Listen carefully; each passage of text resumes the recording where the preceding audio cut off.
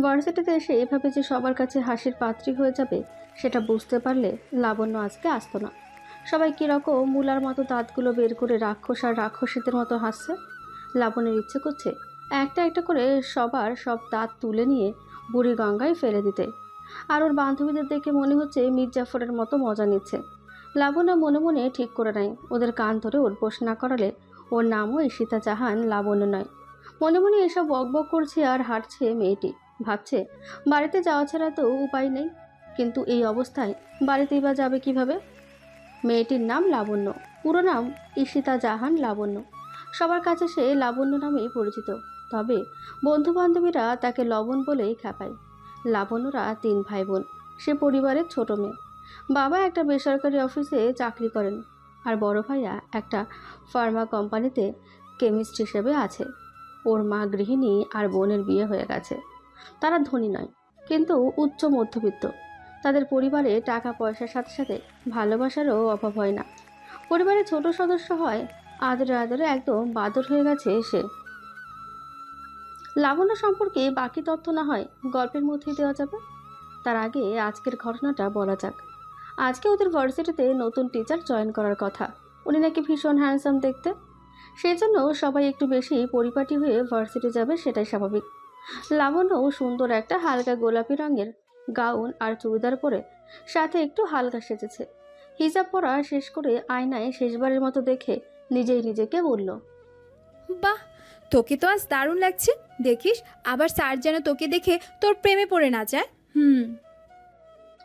এসব বলার পর আর একটু আয়নার সামনে ঢং করে ঘড়িতে দেখে আর 15 মিনিট আছে। ওর যেতে 10 মিনিট লাগবে, কিন্তু নতুন টিচারের জন্য একটু আগে বেরিয়ে পড়লো। বের হয়ে একটা রিক্সা নিয়ে ভার্সিটিতে চলে আসলো।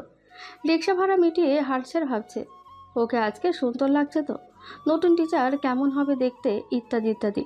ভাবতে ভাবতে পা পিছলে একদম কাদার মধ্যে পড়ে গেল মেয়েটি। কাল রাতে যে বৃষ্টি হয়েছিল তাই ওর দেখে শুনে হাঁটা উচিত ছিল। ভাবতে গিয়ে তো ও তাই ভুলে গেছে। ওর শখের জামা সাজগোজ সব শেষ। লাবণ্য ভাবলো একটা রিক্সা নিয়ে বাসায় চলে যাবে। আজকে আর ওর ক্লাস করা হবে না ভেবে মন খারাপ করে রিক্সার জন্য দাঁড়িয়ে আছে। অনেকক্ষণ থাকার পরেও যখন রিক্সা পেল না, তখন ভাবলো সামনে একটু এগিয়ে যাবে। কিন্তু আবার মনে হলো এই অবস্থায় রাস্তা দিয়ে হেঁটে গেলে তো ভার্সিটির মতন বাকি সবাই ওকে নিয়ে মজা নেবে। বাধ্য হয়ে দাঁড়িয়ে আছে। হঠাৎ একটা কালো কার ওর সামনে দিয়ে চলে গেল। আর সামনে থাকা গতকাল রাতের বৃষ্টির জমে থাকা নোংরা পানি ছিটকে দ্বিতীয়বারের মতো লাবণ্যর শরীর ভিজিয়ে দিল। এবার ওর সমস্ত রাগ ওই কারের মালিকের ওপরে চলে গেল। এমনিতে এই অবস্থায় যেতেও পারছে না, তার উপর একটা রিক্সাও আসছে না এদিকে। এখন তো আরও খারাপ অবস্থা হলো। হঠাৎ সামনে তাকিয়ে দেখলো ওকে ভিজিয়ে দেওয়া কারটা একটু সামনে গিয়ে দাঁড়ালো। গ্লাস নামানোর পর দেখা গেল সেখানে একটা ছেলে। লাবণ্য ভাবলো ব্যাটাকে আজকে কিছুতেই ছাড়বে না, ওকে ভিজিয়ে দেয় এত বড় সাহস বলেই ওনার একদম সামনে গিয়ে দাঁড়ালো। উনি লাবণ্যকে দেখে হো হো করে হাসতে শুরু করলেন। হাসতে হাসতে বললেন, আরে, আপনাকে তো সেই লাগছে। দাঁড়ান, একটা ছবি তুলে নেই। বলে উনি ফোন বের করতে লাগলেন। এবার লাবণ্য আর নিজের রাগ সামলাতে না পেরে বলল, খচ্চর বেটা, আমাকে ভিজিয়ে দিয়ে এখন আবার আমাকে দেখে পাগলের মতো হাসছে। হাসলে তো আপনাকে একদম হনুমানের মতো লাগে। হনুমানের যমজ ভাই আবার আসছে আমাকে নিয়ে মজা নিতে। আপনাকে আমি অভিশাপ দিলাম, আপনার কখনো বিয়ে হবে না। না না, থাক, বিয়ে হবে, কিন্তু আপনার বউ আমার মতো এত লক্ষ্মী মেয়ে হবে না। একটা পেতনি, বান্দরনি, গুন্ডা আর শয়তানের হাড্ডি মেয়ে আপনার বউ হবে। লাবণ্যর একসাথে এত কথা শুনে উনি হাঁ করে ওর দিকে তাকিয়ে আছেন। উনি হয়তো বুঝতেই পারছেন না মেয়েটি ওনাকে এসব বলছে। তখন দেখলো একটা রিক্সা আসলো। লাবণ্য রিক্সায় উঠে বাড়ির দিকে রওনা দিল। বাসায় যাওয়ার পর আম্মু ওকে দেখে হাসতে হাসতে বলল, কি রে, তোর এই অবস্থা কেন? রাস্তায় কি কাঁধে দিয়ে গোসল করে আসছিস? আর তুই না একটু আগে ভার্সিটিতে গেলি, তাড়াতাড়ি আসলি যে। আম্মুর হাসি দেখে লাবণ্যর রাগের পরিমাণ আরও বেড়ে গেল। আর ও ভ্যা করে কেঁদে দিল। কাঁদতে কাঁদতে বলল, এখন তুমিও আমাকে দেখে হাসছো? আমি আর কথাই বলবো না কারোর সাথে। বলে লাবণ্য নিজের রুমে এসে বাথরুমে গিয়ে গোসল করে ফ্রেশ হয়ে বের হলো। বিছানায় শুয়ে ফোন বের করে ফেসবুকে ঢুকে গল্প করতে লাগলো।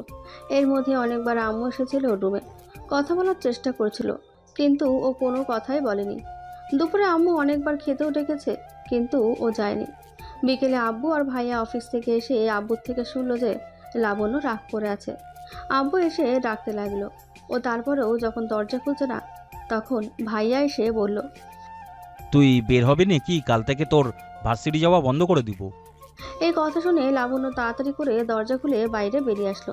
ভাইয়া ওকে দেখে মুচকি এসে বলল, এইভাবে কেউ রাগ করে না খেয়ে থাকে পাগলি মেয়ে? চল খেয়ে নিবি কিছু। বলে ওকে নিয়ে ডাইনিংয়ে বসে আম্মুকে নাস্তা দিতে বলল। রাতে শুয়ে শুয়ে লাবণ্য ভাবছে, আজকে তো নতুন টিচারের ক্লাস করাই হলো না, কাল একটু তাড়াতাড়ি ভার্সিটি চলে যাবে। পরদিন সকালে নাস্তা করে ভার্সিটি যাওয়ার জন্য রেডি হয়ে নিল, কিন্তু রাস্তায় এত জ্যাম ছিল যে ও 7 মিনিট লেট করে ফেলেছে। তাড়াহুড়ো করে ক্লাসে ঢুকতে গিয়ে সামনে তাকিয়ে থেকে কালকে সেই ছেলেটা ক্লাসে দাঁড়িয়ে আছে।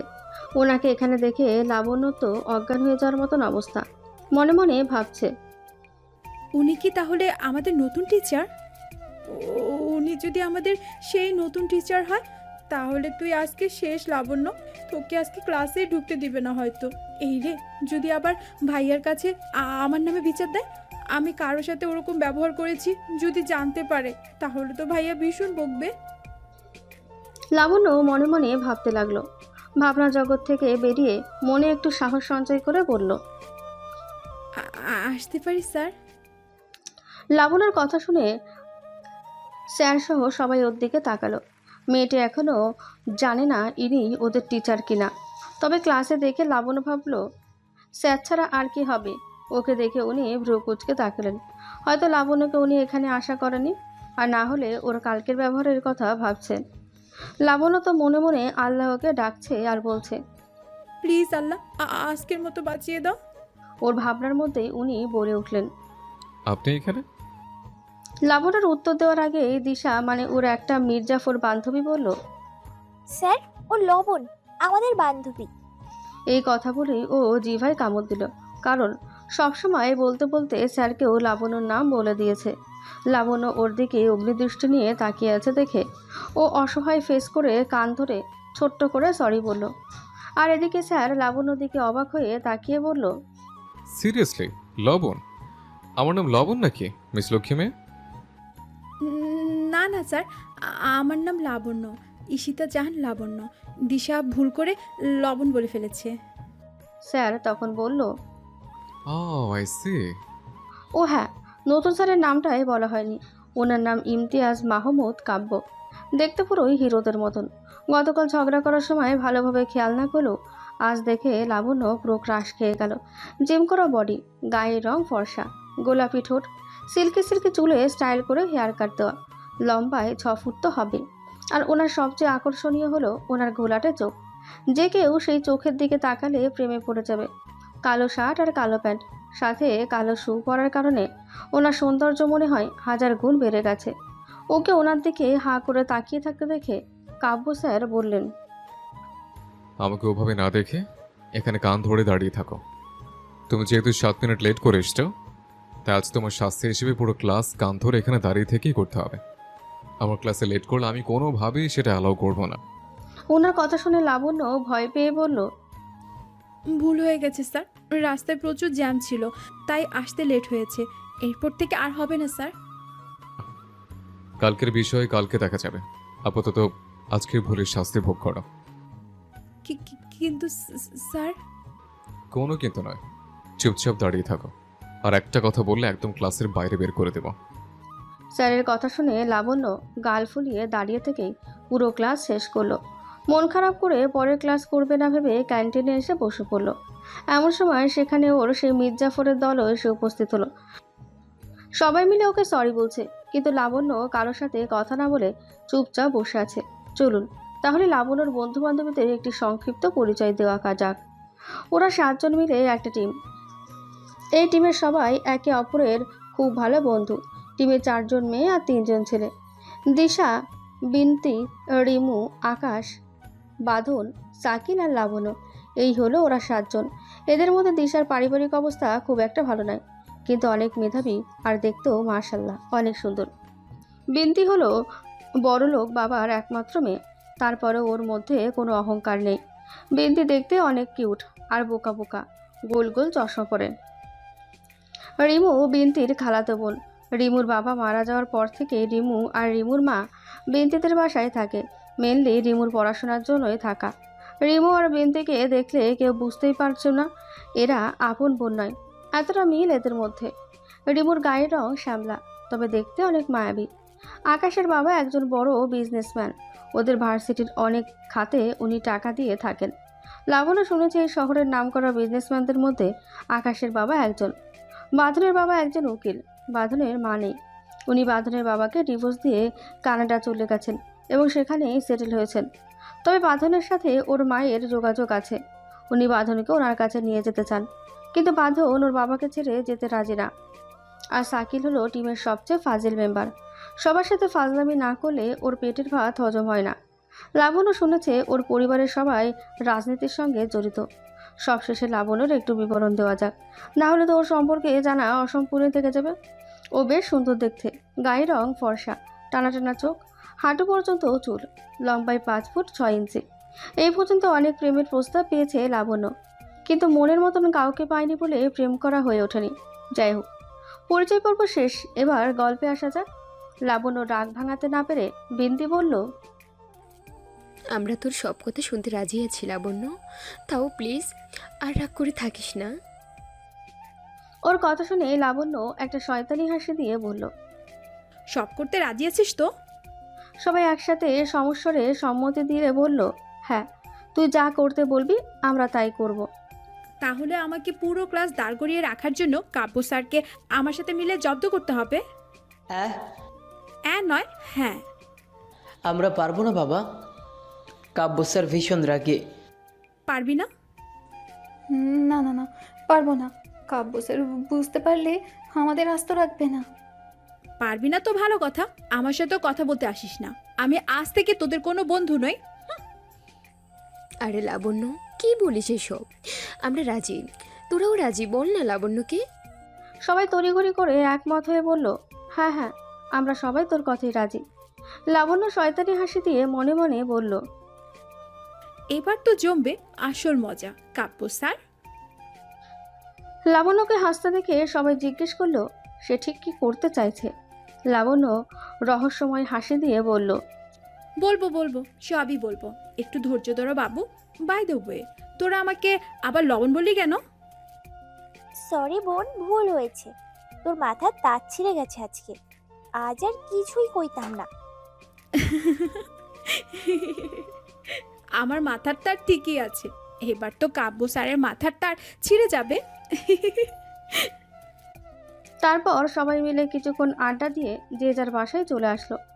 বাসায় এসে ফ্রেশ হয়ে দুপুরের খাবার খেয়ে নিল লাবণ্য। খাওয়ার পর ভাবলো একটু ঘুমানো যাক। যেই ভাবা সেই কাজ। 3 ঘন্টা ঘুমাবে, তাই 3 ঘন্টা পরের অ্যালার্ম দিয়ে ঘুমিয়ে পড়ল। ঘুম থেকে উঠে থাকে বিকেল হয়ে গেছে। একটুখানি ফ্রেশ হয়ে আম্মুর কাছে গল্প করতে চলে গেল। রাতে খাওয়া দাওয়া শেষে শুয়ে সে কালকের পরিকল্পনা নিয়ে একটু ভাবছিল। কাব্য স্যারকে যদি নিজের প্রেমে নাকানি চুবানি না খাওয়ায়, তাহলে ওর নামও লাবণ্য নয়। পরদিন সকালে অ্যালার্মের শব্দে ঘুম ভেঙে গেল। বিছানা থেকে উঠে ফ্রেশ হয়ে বই নিয়ে পড়তে বসলো সে। 8:30টার সময় উঠে নাস্তা করে নিয়ে ভাবলো আর 1 ঘন্টা আছে, এখন থেকে রেডি হওয়া শুরু করে দেওয়া যাক। কালো রঙের একটা 1 পিস পরে সাথে একটা কালো জিন্স পরল লাবণ্য। একসাথে কালো পাথরের ব্রেসলেট আর অন্য হাতে কালো ফিতার ঘড়ি পরে নিল। চোখে কাজল আর ঠোঁটে হালকা রঙের লিপস্টিক নিয়ে নিল। তারপর চুলগুলো একপাশে সিঁথি করে ছেড়ে দিল। কানে ছোট ছোট একজোড়া ঝুমকো পরে নিল। ওড়নাটা পরে নিয়ে আয়নায় আরেকবার দেখে নিয়ে ভার্সিটির উদ্দেশ্যে রওনা দিল মেয়েটি। ওর মির্জাফরের দল এখনও জানে না সে কাব্য স্যারের সাথে ঠিক কী করতে চাচ্ছে। ভার্সিটিতে পৌঁছে রিক্সা ভাড়া মিটিয়ে হাঁটতে লাগলো লাবণ্য। আশেপাশে তাকিয়ে দেখলো সবাই ওর দিকে হাঁ করে তাকিয়ে আছে। ওর তো এসবে কোনো মনোযোগ নেই। সে খুঁজছে কাব্য স্যারকে, আর খুব তাড়াতাড়ি পেয়েও গেল। মাঠের এক সাইডে দাঁড়িয়ে একজন স্টুডেন্টের সাথে কথা বলছিলেন তিনি। লাবণ্য ইচ্ছে করে ওনার একদম পাশ দিয়ে হেঁটে গেল। আর চোখে একবার তাকিয়ে দেখলো সবার মতো উনিও ওর দিকে হাঁ করে তাকিয়ে আছেন। ও না দেখার ভান করে ক্লাসরুমের দিকে চলে গেল। ওকে দেখে ওর পুরো মির্জাফরের দল একসাথে চিল্লিয়ে উঠল। আরে লবণ, এটা কি আসলেই তুই একদম নায়িকা সেজে আসছিস? ব্যাপার কি বলতো? তোরে দেখে নিশ্চিত আজকে প্রায় শখানেক ছেলে প্রেমে তো পড়বেই। কাহিনাটা কি বলতো? কাব্য স্যারকে নাকি জব্দ করবি, আর সেটা ভুলে তুই নিজে এরকম সাজগুজে চলে আসলি। হয়েছে হয়েছে, সবাই অনেক বলেছিস। আগে বল, আজকে আমাকে কেমন লাগছে? হুম হুম। একদম দারুণ লাগছে তোমাকে। ভার্সিটির সবার চেয়ে আজকে তোমাকে বেশি সুন্দর লাগছে। তাহলে আমার প্ল্যানটা তোদের এখন জানানো দরকার। আমি আমার প্রেমে কাব্য স্যারকে একদম নাকানি চোবানি খাইয়ে ছাড়তে চাই। তোরা থাকবি তো আমার সাথে? হুম। কি, তোর মাথা ঠিক আছে তো লাবণ্য? কি বলছিস এসব তুই? ওদের কথা শুনে লাবণ্য ডোন্ট কেয়ার ভাব নিয়ে বলল, যা শুনেছিস তাই বলেছি। এত তো অবাক হওয়ার কি আছে? হুম, তাই তো বুঝলাম না। আমি পারবো না রে, কাব্য স্যার জানতে পারলে কেলেঙ্কারি হয়ে যাবে। আমরাও কেউ পারবো না, কেউ জানতে পারলে সর্বনাশ হয়ে যাবে। ঠিক আছে, তোদের কোনো হেল্প আমার লাগবে না। কালকের কথা মনে আছে তো? হেল্প করবি না তাহলে তোদের সাথে আমার বন্ধুত্বও শেষ। এইসব কি বলছিস লাবণ্য? যা ভাগ, তোরা কেউ আমার সাথে কথা বলতে আসবি না। আচ্ছা ঠিক আছে, রাগ করিস না, আমরা তোকে হেল্প করতে রাজি আছি। সত্যি হেল্প করবি তো, নাকি আবার এখন আমাকে এভাবে বুঝিয়ে পরে পিছু টান মারবি? না না, এবার আমরা সত্যি সত্যিই রাজি। লাবণ্য তখন সবাইকে বলল ঠিক কী করতে হবে। ওর কথা শেষ হতেই কাব্য স্যার রুমে চলে আসলেন। ওরা যে যার জায়গায় বসে পড়ল। উনি এসে প্রেজেন্ট নিতে শুরু করলেন।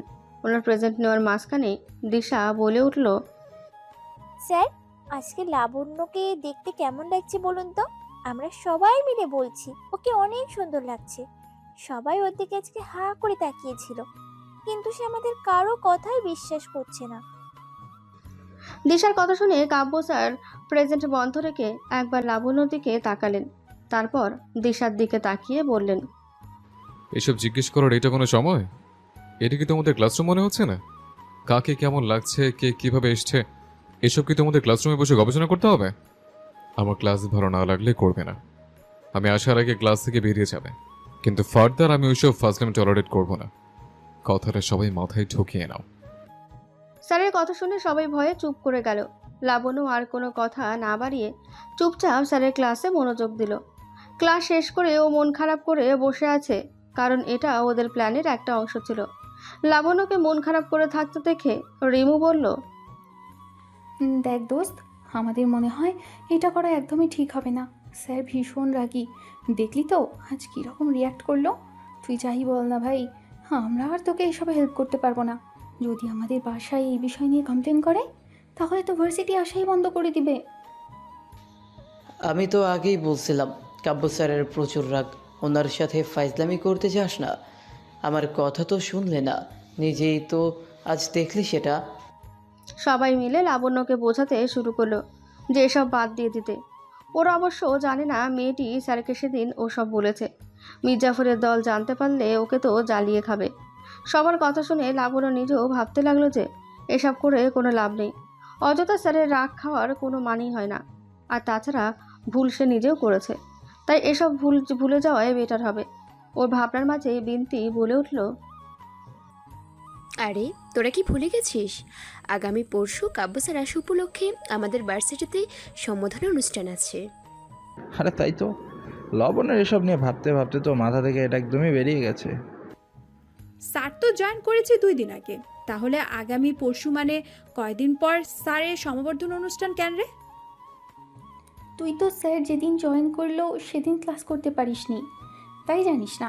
আমরা তো ভাবছিলাম হবেই না, কিন্তু আমাদের সিনিয়রদের এক্সাম চলছে, আজকে শেষ, সেজন্যই অনুষ্ঠান আগামী পরশু। ও আচ্ছা, বুঝলাম। তা তোরা কোনো প্ল্যান করিসনি? হুম হুম। আমরা করিনি, তবে সিনিয়ররা পুরো প্ল্যান করছে। মেয়েরা সবাই নীল শাড়ি পরবে আর ছেলেরা নীল পাঞ্জাবি। গান নাচেরও আয়োজন করছে। অনুষ্ঠানটা কাব্য স্যারের সম্বর্ধনা উপলক্ষে হলেও স্যারদের থেকে অনুমতি নিয়ে আমরা সবাই আমাদের মতো করে আনন্দ করব। আপুরা তো সেটাই বলল। স্যারদের থেকে আমরা অনুমতি নিতে যাব? না, বড় আপু আর ভাইয়ারা নেবে, আমার শুধু মজা করব। আচ্ছা ঠিক আছে, সবই তো বুঝলাম, কিন্তু কালকেও কি ক্লাস হবে না? না রে, কাল ক্লাস হবে না, কাল সিনিয়ররা সব কিছু অ্যারেঞ্জ করবে, ডেকোরেশন করবে, আর অনুষ্ঠান কিন্তু সকাল 10টার মধ্যেই শুরু হবে। আচ্ছা চল তাহলে আজকে বাসায় চলে যাই, আজ আর ক্লাস করতে ইচ্ছে করছে না। আচ্ছা চল, এখানে থেকেই বা তাহলে কি করব? এরপর ওরা ভার্সিটি থেকে বেরিয়ে পড়লো। কাব্য স্যারের বিষয়টা আর লাবণ্যর মাথায় আসেনি। অনুষ্ঠান নিয়ে সবাই অনেক এক্সাইটেড। পরের দিন মেয়েটি শুয়ে শুয়ে ফেসবুকে গল্প করছে, তখনই ওদের মেসেঞ্জার গ্রুপে রিমু মেসেজ করলো। কেউ কি আছিস? এই গ্রুপটাতেও ওরা 7 জনই শুধু আছে। বাকি ক্লাসমেটদের সাথে ওরা কথা বলে ঠিকই, কিন্তু এই 7 জনের ফ্রেন্ডশিপ একদমই আলাদা। লাবণ্য তখন ফেসবুকেই ছিল, তাই সাথে সাথে রিপ্লাই করলো। হ্যাঁ রে আছি, কিছু বলবি? আমি আর বিনতি ঠিক করেছি আমরা খোপা করে সাদা গাজরা পরবো মাথায়, আর তোকে আর দিশাকেও পরে আসতে হবে কিন্তু। কিন্তু খোপা কেন ভাই? খোপা করলে আমাকে মহিলা মহিলা লাগবে। তোরা কর, আমি করব না, যা। তোকে কি আমরা এমনিতেই লবণ বলি নাকি? এই জন্যেই বলি। আরে ভাই, খোপা করলে তোকে কত কিউট লাগে জানিস? ছেলে হলে আমি সবার আগে তোর প্রেমে পড়তাম। আচ্ছা যা, কাল যদি সবাই তোর প্রশংসা না করে তাহলে আমাকে তুই নাড়া করে দিবি। থাক থাক, এত আর পাম দিতে হবে না। ফুলে আবার আকাশে উড়ে যাব, তখন আর অনুষ্ঠানে যাওয়াই হবে না। এত কিছু ভাবলাম, সব বৃথা যাবে। আকাশে যাস আর যেখানেই যাস, খোপা করে আসবি কিনা সেটা বল আগে, তারপর যেখানে খুশি চলে যাস। আচ্ছা আচ্ছা ঠিক আছে, যাব, খোপা করেই যাব। আর আমি তাহলে দিশাকেও জানাচ্ছি। আচ্ছা ঠিক আছে, বাই। বাই। রিমুর সাথে কথা শেষ করে লাবণ্য দিশাকে একটা টেক্সট করে জানিয়ে দিল। তারপর অনলাইন থেকে বেরিয়ে আম্মুর সাথে গল্প করতে ওরা রুমে গেল। পরদিন সকালে একটু তাড়াতাড়ি ঘুম থেকে উঠল লাবণ্য। ফজরের নামাজ শেষ করে ছাদে চলে গেল হাঁটাহাঁটি করতে। সকালের আবহাওয়াটা ভীষণ সুন্দর হয়, মনকে একদম রিফ্রেশ করে দেয়। চারিদিকে কোনো কোলাহল নেই, মনে হয় যেন ঘুমন্ত কোনো রাজ্য। গ্রামের মানুষ এর থেকেও সকালে ঘুম থেকে ওঠে, আর শহরের মানুষের অভ্যাসটাই আলাদা। সারা রাত নিজেকে অন্য কিছুতে ব্যস্ত রেখে দেরিতে ঘুমাবে আর উঠবে সকাল 10টার পর। কিছু মানুষ উঠলেও উঠেই নিজেকে কর্মক্ষেত্রে ছুটে চলে। এরকম নির্মল সুন্দর সকাল দেখা তাদের সময় কোথায়? এরপর রুমে এসে লাবণ্য আম্মুকে বলল, আমাকে 1 কাপ চা করে দাও না আম্মু। তোমার হাতের মিষ্টি চা দিয়ে আজকে সকালটা শুরু হোক, দিনটা ভালো যাবে তাহলে। হুম হুম।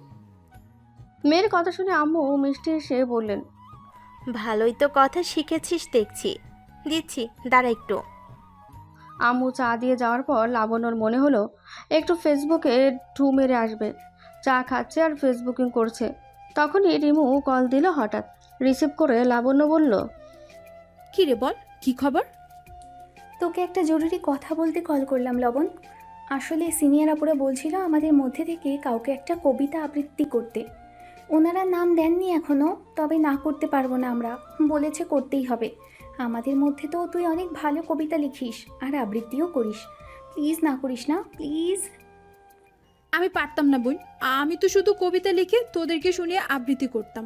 পুরো ভার্সিটির জনগণের সামনে আমারে দিয়া এইসব হইতো না, মাফ কর বোন।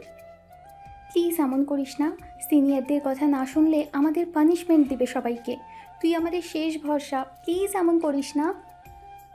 আচ্ছা আচ্ছা, সেজন্য এখন তোমাদের লাবণ্যের প্রয়োজন। যা ভাগ, আমি কোনো কবিতা টবিতা লিখতে পারবো না, ফোন রাখ। সোনা বান্ধবী আমার, প্লিজ রাগ করিস না। আর দেখ, তুই কবিতা না লিখলে না লিখতেই পারিস, তবে পানিশমেন্ট কিন্তু আমরা একা পাবো না, তুইও পাবি। ওরে ওরে, এখন আবার আমাকে ব্ল্যাকমেল করা হচ্ছে। তাহলে ঠিক আছে, তোর একটা কবিতা শোনাই, দেখ কেমন হয়েছে। আমারে জোর করলে আমি কিন্তু একটাই আবৃত্তি করব। শোন তাহলে। আমি মীর জাফরকে দেখিনি, কিন্তু আমি আমার বন্ধু বান্ধবীদের দেখেছি। আমি হিটলারকে দেখিনি, কিন্তু আমি আমার ভার্সিটির কাব্য স্যারকে দেখেছি। আমি কোনো শান্ত লক্ষ্মী মেয়েকে দেখিনি, কিন্তু আমি আমার আমিকে দেখেছি। থাম ভাই থাম, তোর এসব দেখাদেখি হলে দয়া করে এবার থাম। তুই যদি কাব্য স্যারের সামনে এই কবিতা আবৃত্তি করতে পারিস তাহলে আমাদের কোনো সমস্যা নেই।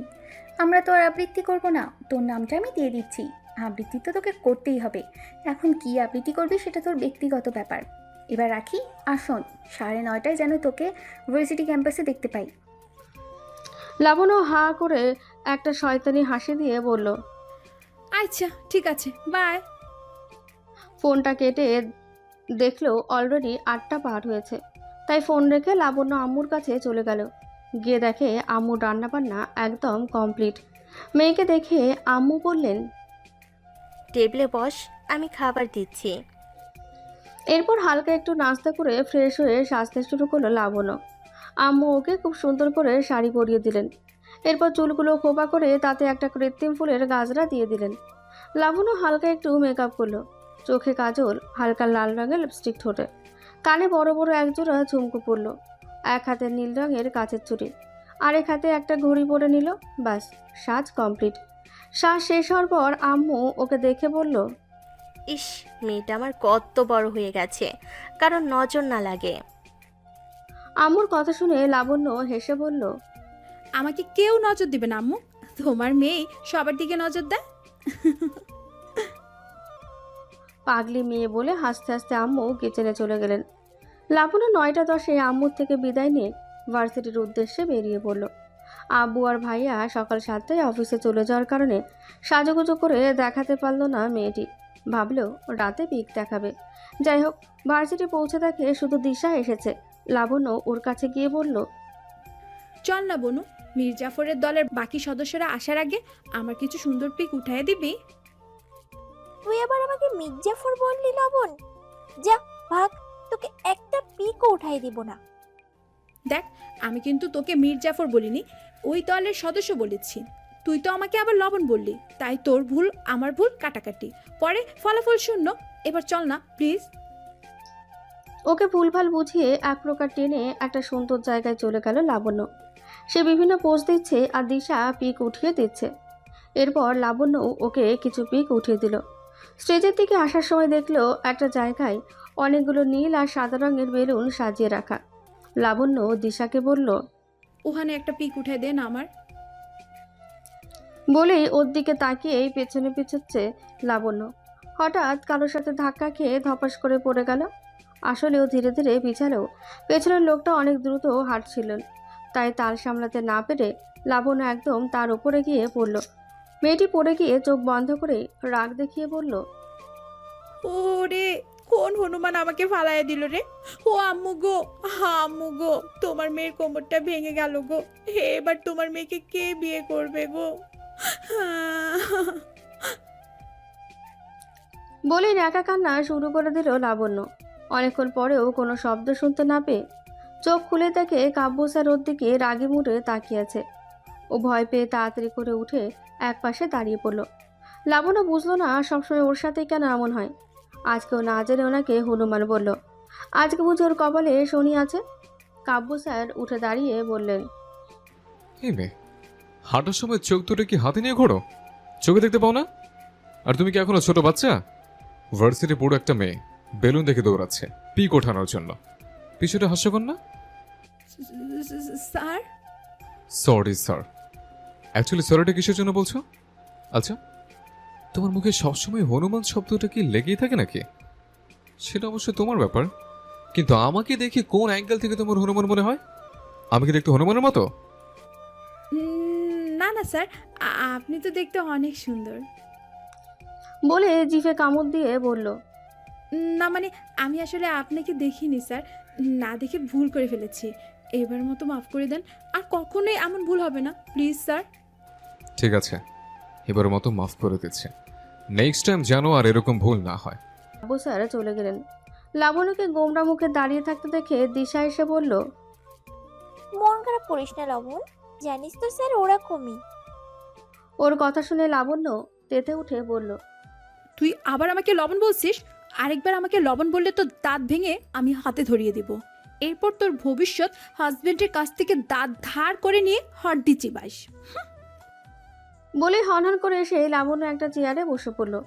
ও মনে মনে ভাবল, যাক বাবা, আমি আবার কি করলাম? দোষ করলো সে নিজে, ঝাড়ি খাইলো কাব্য স্যারের, আর ঘূর্ণিঝড় হলো আমার উপর দিয়ে। এসব বলে দিশা ওর সাথে এসে বসলো। লাবণ্য ওর সাথে কথা না বলে ফোনটা বের করে কিছুক্ষণ আগের তোলা পিকগুলো দেখছে। হঠাৎ দিশার দিকে তাকিয়ে দেখলো ও ওর ফোনে কিছু দেখছে আর মিটিমিটি হাসছে।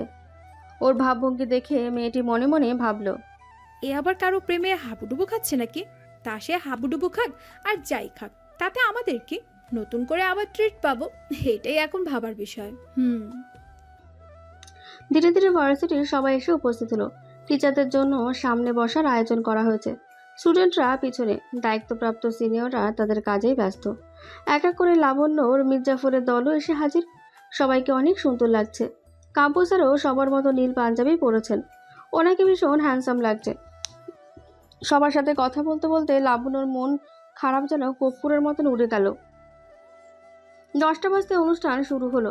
দুজন সিনিয়র আপু আর ভাইয়া উপস্থাপনা করছেন। এরপর কাব্য স্যারকে একটা বুকে দিয়ে আর ব্যাচ পরিয়ে অভ্যর্থনা জানানো হলো। উনি পড়াশোনা নিয়ে কিছু কথা বলেন, ভবিষ্যৎ নিয়ে অনেক উপদেশ দিলেন। এরপর লাবণ্যদের ব্যাচের একটা মেয়ে নাচের জন্য স্টেজে চলে গেল। ওর নাম পূর্ণা। খুব ভালো নাচতে পারে। বিভিন্ন অনুষ্ঠানেই ওকে দেখা যায়, আর জেলা পর্যায়েও অনেকবার গিয়েছিল, আর পুরস্কারও জিতেছে অনেক। ওর নাচ সবারই অনেক ভালো লাগলো। সময়টা সবাই উপভোগ করছিল। পর্ণার নাচ শেষে সিনিয়র আপু অ্যানাউন্স করলো, এবারে আমাদের মাঝে এসে একজন তার নিজের লেখা একটি কবিতা আবৃত্তি করবে। সে হচ্ছে আমাদের ভার্সিটির প্রথম বর্ষের কেমিস্ট্রি ডিপার্টমেন্টের ছাত্রী ঈশিতা জাহান লাবণ্য। তাকে দ্রুত স্টেজে আসার জন্য অনুরোধ করছি। অ্যানাউন্সমেন্ট শুনে ভয়ে লাবণ্যর গলা শুকিয়ে এলো। এবার কি হবে? লাবণ্য ভাবছে এতগুলো মানুষের সামনে কিভাবে নিজের লেখা কবিতা আবৃত্তি করবে। যদি অন্য কারো লেখা হতো তাও হতো, এখন ওর কবিতা যদি কারো ভালো না লাগে।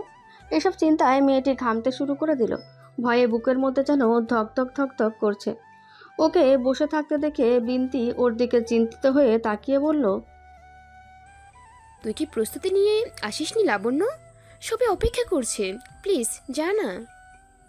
আমার খুব ভয় করছে রে, হাত পা কাঁপছে। যদি আমার কবিতা কারো ভালো না লাগে? তুই অযথা চিন্তা করছিস, তুই তো অনেক ভালো লিখিস, দেখবি সবাই তোর লেখার প্রশংসা করবে। বিনতির কথা শুনে লাবণ্য মনে সাহস সঞ্চয় করে স্টেজে উঠল। তারপর উপস্থিত সবার দিকে তাকিয়ে বলল, আসসালামু আলাইকুম, সবাই আমার সালাম নেবেন। আমার নাম ঈশিতা জাহান লাবণ্য। আমি আজকে আপনাদের আমার লেখা ছোট্ট একটা কবিতা আবৃত্তি করে শোনাবো। এটা যেহেতু স্টেজে দাঁড়িয়ে আমার প্রথম আবৃত্তি, তাই আশা করছি ভুল ত্রুটি ক্ষমাশীল দৃষ্টিতে দেখবেন। কথাগুলো বলে লাবণ্য ওর কবিতা আবৃত্তি শুরু করে দিল। আমি তো নই কারো স্বপ্নের রঙে আঁকা কোনো রঙিন প্রজাপতি, নই তো দিঘির জলে ফুটে থাকা লাল পদ্ম ফুলটি, আমি তো নই আকাশ নীলে উঠতে থাকা সুখ পাখিটি, নই তো রক্ত চোখার আগুন ঝরা রূপসী সেই কথাটি, আমি তো নই মেঘের পালক খোপায় পড়া কোনো শুভ্র পরী, নই তো মেঘ পরীদের মতো কোনো এক স্বপ্নচারী। আমায় শুধু যার জন্য গড়েছেন বিধাতা, সে কবি, আমি তার প্রেমের কবিতা। কবিতা শেষ করে লাবণ্য ভয়ে ভয়ে দৃষ্টিতে সবার দিকে তাকিয়ে আছে। কাউকে কিছু না বলতে দেখে ওর ভীষণ কান্না পাচ্ছিল। ও মাথা নিচু করে স্টেজ থেকে নামার জন্য যেই পা বাড়িয়েছে, তখনই একটা হাততালির শব্দ শুনতে পেল। সামনে তাকিয়ে দেখে কাব্য স্যার দাঁড়িয়ে হাততালি দিচ্ছেন। এরপর এক এক করে সবাই হাততালি দিতে শুরু করলো। খুশিতে লাবণ্যর চোখের কোণে জমে থাকা পানি গালে গড়িয়ে পড়ল। ও পেরেছে, ও সবাইকে খুশি করতে পেরেছে। এরপর লাবণ্য ওর জায়গায় এসে বসলো। সবাই ওকে ঘিরে বলতে লাগলো, তুই কবিতাটা কখন লিখলি রে লবণ? আমাদের তো শোনাসি নাই কখনো। এটা আমি কিছুদিন আগেই লিখেছিলাম আমার ভবিষ্যৎ স্পেশাল মানুষটার জন্য। ইচ্ছে ছিল এটা আমি ওনাকেই শুধু শোনাবো, কিন্তু তোরা আর হতে দিলে কই? সকালে উঠে বলিস কবিতা লিখতে হবে। একটা কবিতা লিখতে কত সময় লাগে জানিস? অতটুকু সময় কিভাবে লিখবো? অতটুকু সময় কিভাবে লিখতাম? সেই জন্যই আমার ভবিষ্যৎ ওনার জন্য লেখা কবিতাটাই আবৃত্তি করতে হলো। এখন নতুন করে আবার ওনার জন্য লিখে রাখতে হবে। এখনও জীবনে একটা প্রেম করছিস? করিসনি তো? আর সেই তুই কিনা তোর ভবিষ্যতের জন্য কবিতা লিখে রাখিস? এখন হয়নি তো কি হয়েছে? কিছুদিন পর হবে, হবে তো একদিন, তাই না? এখন বেশি কথা না বলে অনুষ্ঠানে মনোযোগ দে। এরপর এক এক করে সব ইভেন্ট শেষ হয়ে গেল। মাঝখানে 30 মিনিটের জন্য টিফিন ব্রেক দিয়েছিল। ওরা ভার্সিটির ক্যান্টিনে খেয়ে নিয়েছে। অনুষ্ঠান শেষ হতে বিকেল 4টে বেজে গেছে। সারাদিন শাড়ি পরে থাকতে থাকতে ওরা সবাই ভীষণ ক্লান্ত হয়ে পড়েছে। তাই অনুষ্ঠান শেষ হতেই দেরি না করে ওরা বাসায় যাওয়ার সিদ্ধান্ত নিল। যাওয়ার আগে দিশা সবাইকে বলল, গাইস, আজকে আমার পক্ষ থেকে সবার জন্য কিউট একটা সারপ্রাইজ আছে। রাতে সবাই অনলাইন আসবি, না হলে কিন্তু একদম মিস করে যাবি। সবাই একসঙ্গে বলল, আচ্ছা ঠিক আছে। লাবণ্য মনে মনে ভাবল, মনে হচ্ছে দিশা ওনার প্রেমের কথা জানাবেন। ম্যাডাম যেভাবে তখন মুসকি মুসকি হাসছিলেন, মনে হচ্ছে একদম পিছলে পড়ে গেছে প্রেমে। যাক, কাল তাহলে ট্রিটটা পাচ্ছি। এরপর সবাই বিদায় নিয়ে বাড়ির উদ্দেশ্যে রওনা দিল। বাসায় এসে ফ্রেশ হয়ে বিছানায় শুয়ে পড়ল মেয়েটি। এরপর আম্মু ওর রুমে আসলো। লাবণ্য উঠে বসে আজকে সারাদিন যা যা হয়েছে সেসব গল্প করলো ওর আম্মুর সাথে। এরপর আম্মু রাতের রান্নার জন্য কিচেনে চলে গেলেন, আর ও ফেসবুকে ঢুকে গল্প পড়তে শুরু করলো। কিছুক্ষণ পর ড্রয়িং রুমে ভাইয়ার কণ্ঠ শুনতে পেল লাবণ্য। ভাইয়া ওকেই ডাকছে। ও যাওয়ার পর ভাইয়া বলল, তুই নাকি শাড়ি পরেছিলি বুড়ি? আমি তো দেখতেই পেলাম না। পিক দেখা তো দেখি, তোকে কেমন মিষ্টি লাগছে। ভাইয়ার কথা শুনে লাবণ্য গাল ফুলিয়ে বলল, তার মানে আমি দেখতে মিষ্টি না ভাইয়া? শুধু শাড়ি পরলে আমাকে মিষ্টি লাগে? ভাইয়া ওর নাক টেনে মুচকে এসে বলল, তুই এমনিতেই অনেক মিষ্টি বুড়ি, একদম কিউটের ডিব্বা। শাড়ি পরলে তোকে এর চেয়েও বেশি কিউট লাগে। এবার তো দেখা। লাবণ্য এবার খুশি হয়ে ভাইয়াকে বলল। দাঁড়াও, আমার রুম থেকে ফোনটা নিয়ে আসি। বলে এক দৌড়ে রুমে চলে গেল। ফোন নিয়ে এসে সোফায় বসে ভাইয়াকে পিক দেখাচ্ছে। এমন সময় আব্বুও অফিস থেকে চলে আসলেন। ফ্রেশ হয়ে এসে আব্বুও ওদের সাথে যোগ দিলেন। অনেকক্ষণ একসাথে আড্ডা দেওয়ার পর ডিনার করে লাবণ্য রুমে আসলো। দিশা তো সবাইকে রাতে সারপ্রাইজ দেওয়ার জন্য অনলাইনে আসতে বলছিল। এতক্ষণ যেন সেটাও ভুলে গিয়েছিল। মনে হতে তাড়াতাড়ি করে ডাটা অন করে মেসেঞ্জার গ্রুপে ঢুকে যা দেখলো তাতে লাবণ্যর চোখ কপালে উঠে গেল। মেসেঞ্জার গ্রুপে ঢুকে লাবণ্য দেখে দিশা ওর আর কাব্য স্যারের পড়ে যাওয়ার একটা পিক গ্রুপে দিয়েছে। সকালে লাবণ্য কাব্য স্যারের উপরে পড়ে যাওয়ার পর এই দিশার বাচ্চা দিশা লুকিয়ে পিক উঠিয়েছে আর সবাইকে রসিয়ে রসিয়ে এটাও বলছে যে কিভাবে ও পড়ে গেছে আর কাব্য স্যার ওকে কী বলেছে। সবাই সেটা নিয়ে বিস্তর হাসাহাসি করছে। লাবণ্যর ইচ্ছে করছে গিয়ে দিশার নাকটা ফাটিয়ে দিয়ে আসতে। এখন তো দিশাকে ওর মির্জাফরের দলের সদস্য নয়, লিডার মনে হচ্ছে। তাহলে এই ছিল ওর সারপ্রাইজ।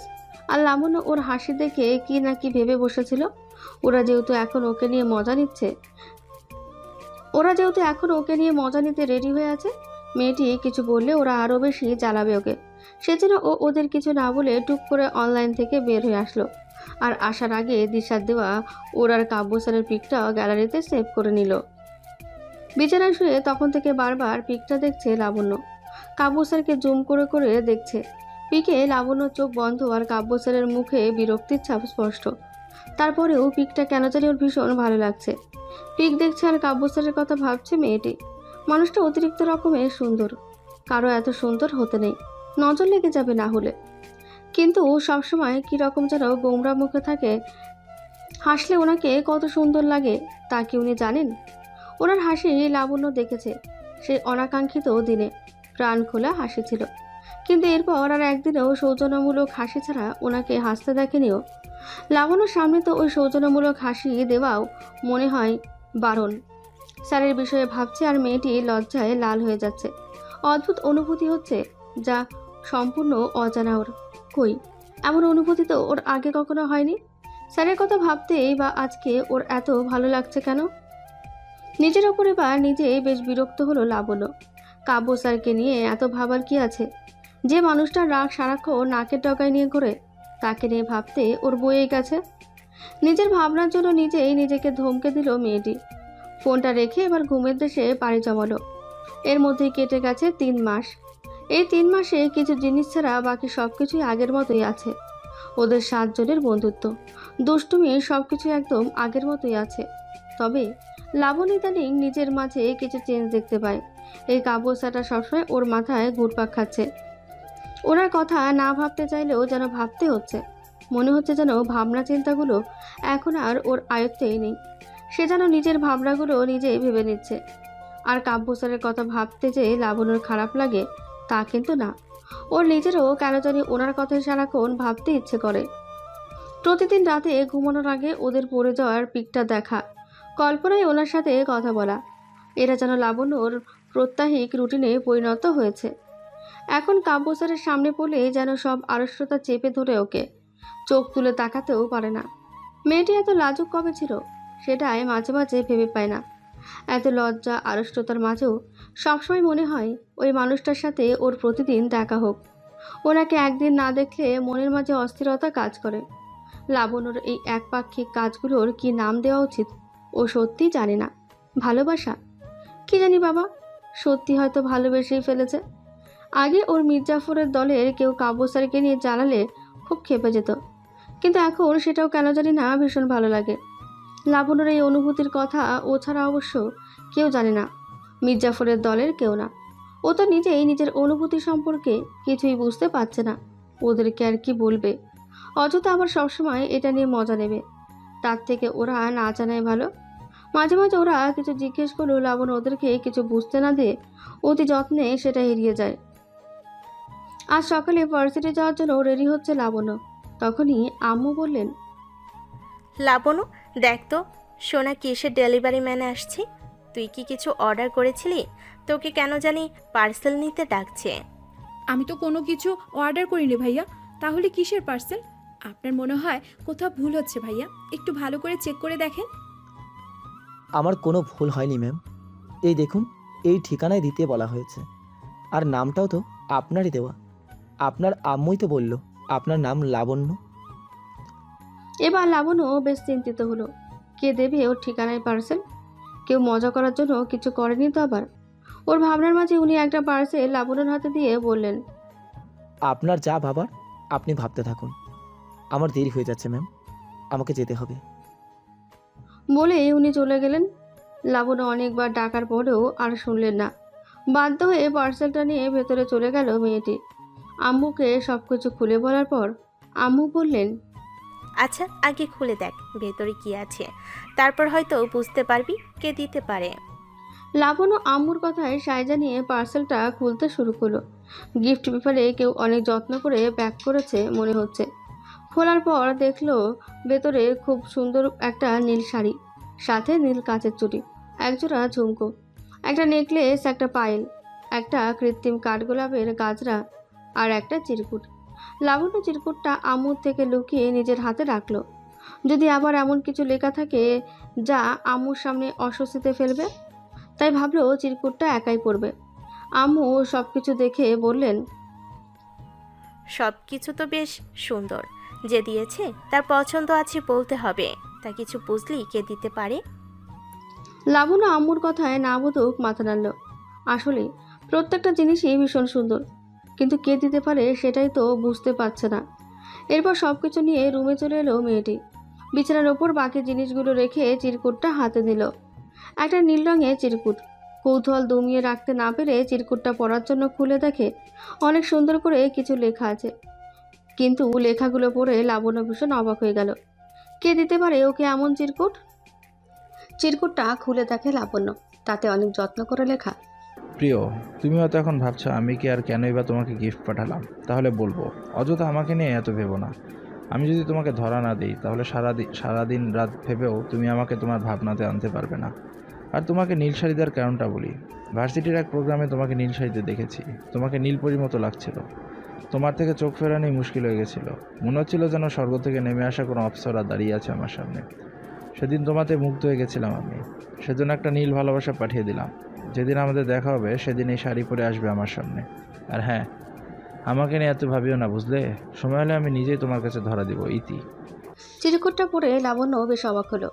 তার মানে যে ওকে গিফট পাঠিয়েছে সে ওদের ভার্সিটিরই কেউ হবে, কিন্তু এত এত মানুষের মধ্যে কে হতে পারে সেটাই তো মাথায় আসছে না। ভাবতে ভাবতেই ফোনটা হাতে নিয়ে দেখে মেয়েটি অলরেডি অনেক লেট করে ফেলেছে। ইস, এসবের মাঝে ওর কাব্য স্যারের ক্লাসটাই মিস হয়ে গেল। এরপর তাড়াহুড়ো করে ভার্সিটির উদ্দেশ্যে বেরিয়ে পড়ল। গিয়ে দেখে কাব্য স্যারের ক্লাস শেষ করে সবাই ক্যাম্পাসে বসে আছে। লাবণ্যকে দেখে বাঁধন এগিয়ে এসে বলল, তোর আজ এত দেরি হলো কেন বলতো? পুরো 1 ঘন্টা দেরি করে আসলি, ব্যাপার কি? তোকে বেশ চিন্তিতও লাগছে। কিছু হয়েছে লবণ? ওদের ওখানে চল, এরপর সব কিছু বলছি আমি। আচ্ছা ঠিক আছে, চল। লাবণ্য গিয়ে সবার সাথে বসে পড়ল। সবাই ওর দিকে তাকিয়ে আছে। বিনতি ভ্রু কুচকে জিজ্ঞেস করলো, কিরে লেট লতিফা, আজকে তো পুরো একটা ক্লাস মিস করলি। আজ কোন অজুহাত রেডি করে রাখছিস শুনি? লাবণ ওর কথা শুনে বিরক্ত হয়ে বলল, আমার লেট হওয়ার কারণ আমি বলছি, দাঁড়া। সবাইকে এক এক করে জিজ্ঞাসা করতে হবে না? এরপর লাবণও পার্সেলের ব্যাপারে শুরু থেকে সবকিছুই ওদের বলল। চিরকুটটাও সাথে করে এনেছে সে। ওরা ওটা পড়ার পর চিন্তিত হয়ে বলল, আমরাও তো বুঝতে পারছি না কে হতে পারে এটা। আর কয়েকটা দিন যাক, দেখ কি হয়, আবারও যোগাযোগ করার চেষ্টা করে কিনা, তারপর হয়তো কিছু বুঝতে পারবো। লাবণও ওদের কথায় সম্মতি জানালো। এরপর সবাই মিলে পরের ক্লাসের জন্য চলে গেল।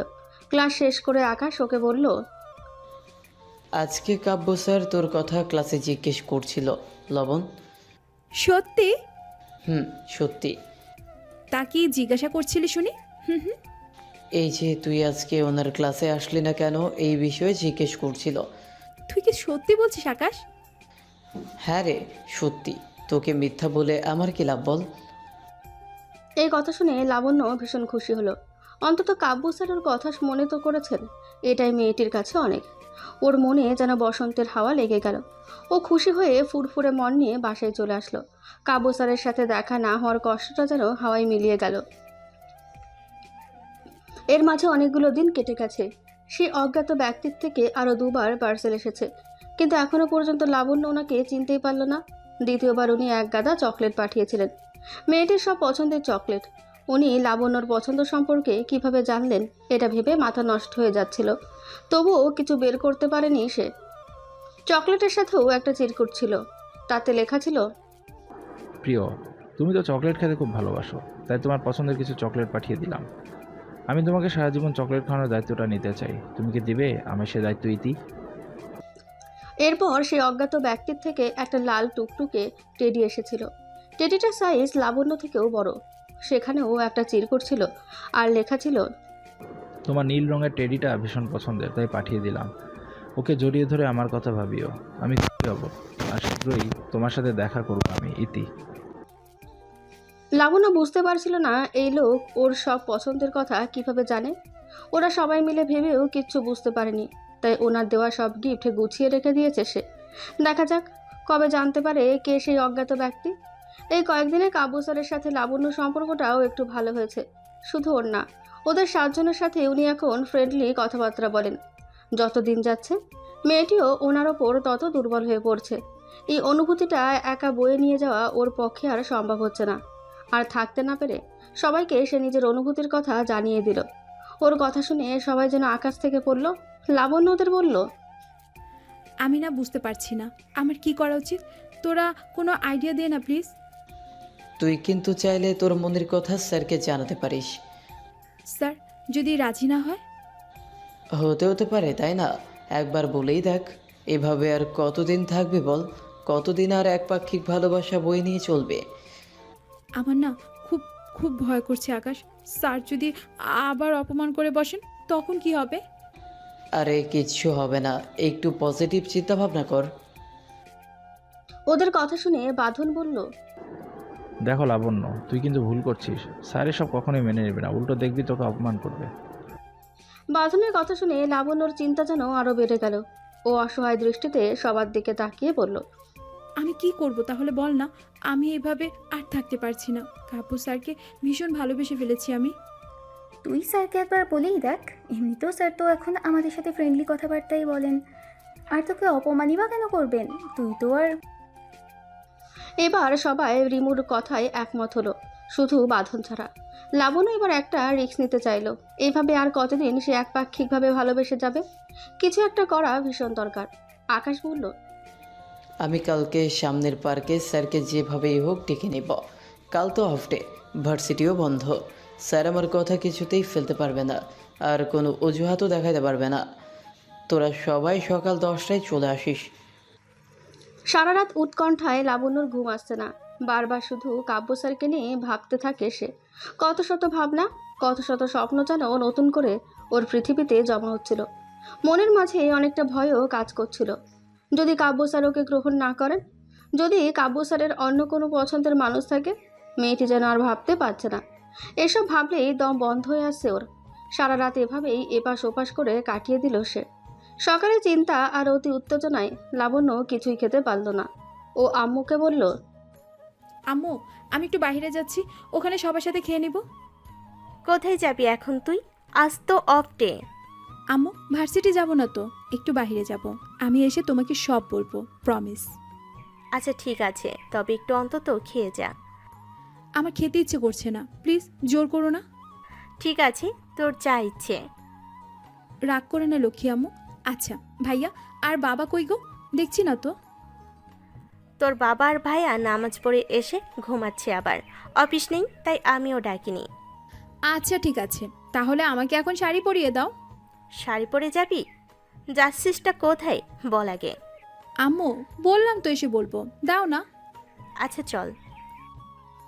এরপর আম্মু লাবণ্যকে একটা কালো শাড়ি পরিয়ে দিলেন। ওর চুলগুলো খুলে পিঠের উপর ছড়িয়ে দিল। কানে ছোট ছোট একজোড়া দুল, হাতে কাচের চুড়ি, কপালে ছোট্ট একটা কালো টিপ আর ঠোঁটে হালকা লিপস্টিক দিয়ে নিল। সবশেষে চোখে একটা কাজল দিয়ে বেরিয়ে পড়ল 10টার আগেই। পুরো রাস্তা লাবণ্য চিন্তা করতেই চলে গেল। যত সময় এগোচ্ছে ওর ভয় যেন তত বেড়ে যাচ্ছে। কাব্য স্যারকে হারিয়ে ফেলার ভয় পাচ্ছে সে। থাকবে কি করে ওনাকে ছাড়া? কাব্য স্যার যদি না করে দেয় তাহলে কি হবে ওর? সব কিছুই এলোমেলো হয়ে যাবে। আসার সময় রিক্সা থেকে নেমে রাস্তার পাশের একটা দোকান থেকে দুটো লাল গোলাপ নিয়ে পার্কে চলে আসলো মেয়েটি। এসে দেখে সবাই এসেছে, কিন্তু এখনো কাব্য স্যার আসেননি। লাবণ্য পৌঁছানোর কিছুক্ষণ পরে কাব্য স্যারও চলে আসেন। ওকে একা এভাবে শাড়ি পরতে দেখে উনি অবাক হয়ে তাকিয়ে আছেন। কাব্য স্যার আজকে সাদা শার্ট আর কালো প্যান্ট পরে ফলমাল লুকে এসেছেন। ওনাকে আজকে আরো বেশি হ্যান্ডসাম লাগছে। লাবণ্য যেন প্রতি মুহূর্তে নতুন করে ওনার প্রেমে পড়ে যায়। এরপর কাব্য স্যার আকাশকে জিজ্ঞেস করলেন, আমাকে এখানে কেন ডেকেছো আকাশ? একটু তাড়াতাড়ি বলো, আমাকে একটা জায়গায় যেতে হবে। স্যার আমি কিছু বলবো না, আসলে লাবণ্য আপনাকে কিছু বলতে চাই। আকাশের কথা শুনে কাব্য স্যার লাবণ্যর দিকে ভ্রু কুঁচকে তাকালেন। মেয়েটি এবার ভীষণ লজ্জায় পড়ে গেল।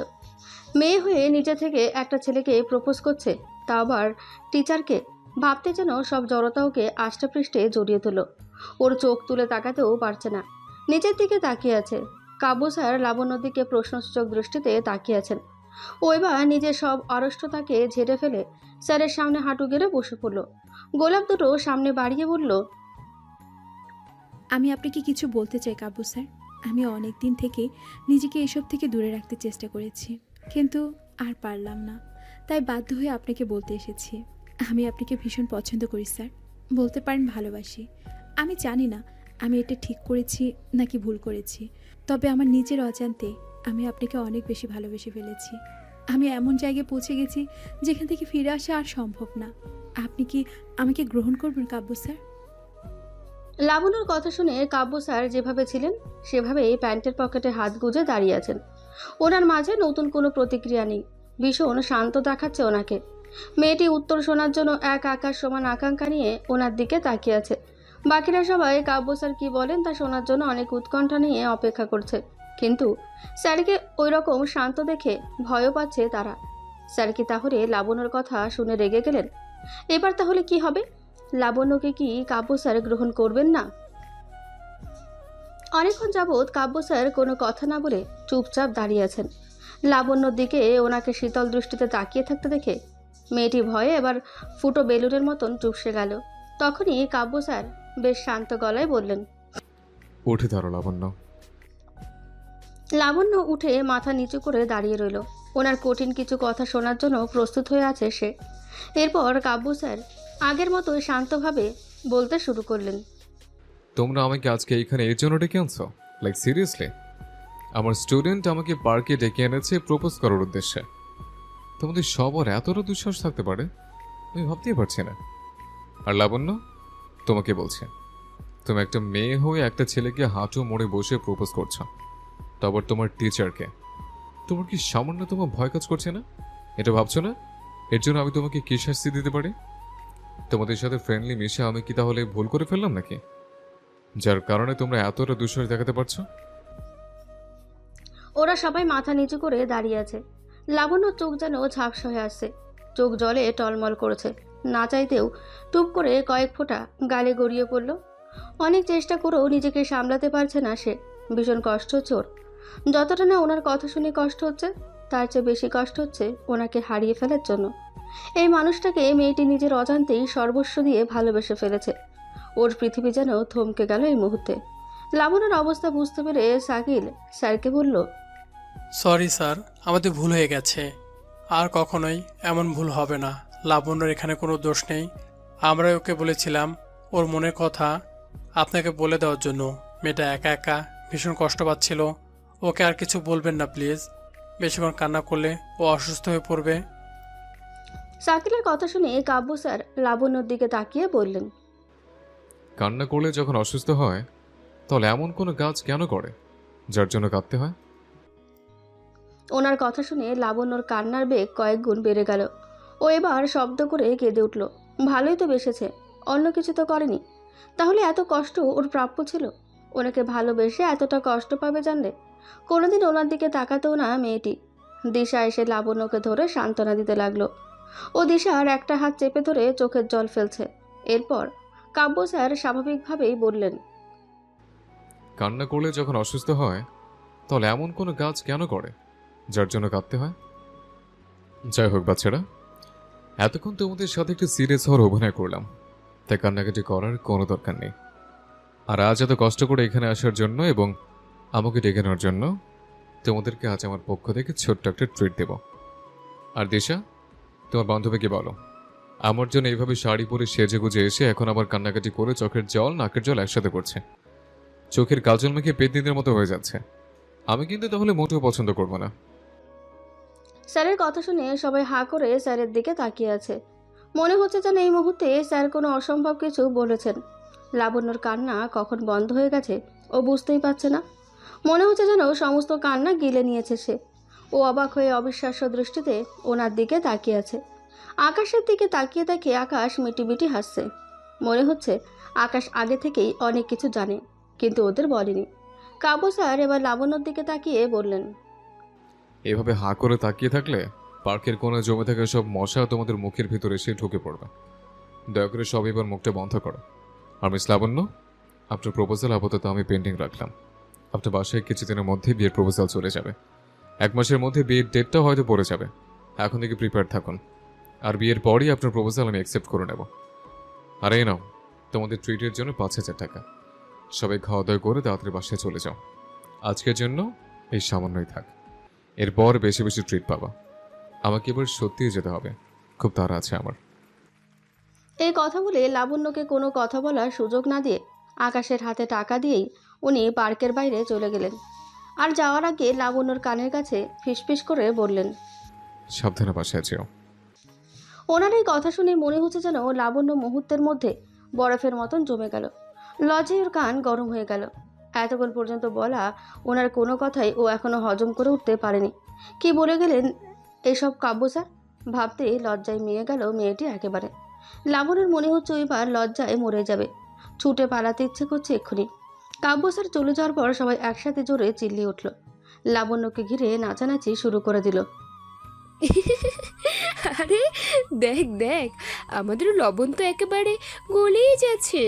এবার আমরা লবণ ছাড়া জলপাই খাবো কি করে? ওর কথা শুনে সবাই হো হো করে হেসে উঠল। লাবণ্য ওদের থেকে পালানোর জন্য বলল, তোর রেস্টুরেন্টে গিয়ে খাওয়া দাওয়া কর, আমি বাসায় চলে যাব, না হলে আম্মু রাগ করবে।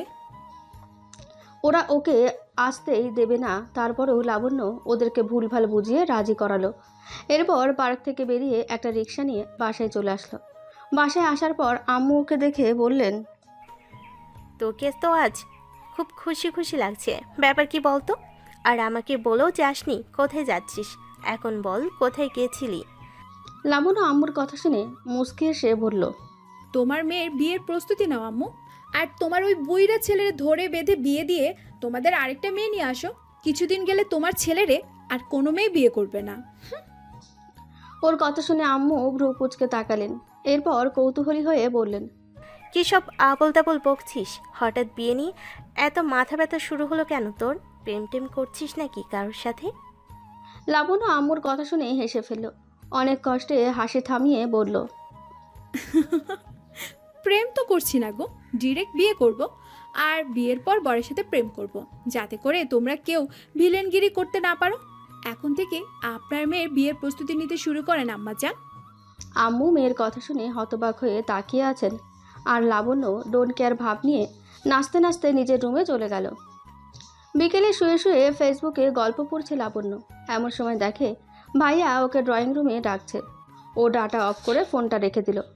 এরপর ড্রয়িং রুমে গিয়ে দেখে আব্বু আম্মু আর ভাইয়া বসে আছে। লাবণ্য বুঝতে পারছে ওকে কেন ডেকেছে, তারপরেও কিছু না বোঝার মতো করে বলল, কিছু হয়েছে ভাইয়া? কিছু বলবি আমায়? তুই আজকে আম্মুকে কি বলেছিস? আমি? কখন ভাইয়া? দুপুরের আগে বাইরের থেকে এসে কোথায় গিয়েছিলি তখন? ও, তখন ফ্রেন্ডরা মিলে তো পার্কে গিয়েছিলাম ঘুরতে। আচ্ছা, বুঝলাম। তা বিয়ের কথা আম্মুকে কি বলেছিস? তুই তো বিয়ে করিস না, তাই আমি বিয়ে করে তোকে মনে করিয়ে দিতে চাচ্ছি যে জীবনে বিয়ে করাটাও প্রয়োজন। তুই বিয়ে করবি হঠাৎ এই সিদ্ধান্ত কেন? পছন্দের কেউ আছে নাকি? সম্পর্ক আছে কারোর সাথে? সেটা কয়েকদিন পরেই বুঝতে পারবি ভাইয়া। তবে সবাই এখন থেকে মানসিকভাবে প্রস্তুতি নাও, কারণ বিয়েটা 1 মাসের মধ্যেই হচ্ছে। ওদের কথা শুনে আব্বু বেশ শান্ত গলায় বললেন, তুমি কি আমাদের সাথে মজা করছো মামনি?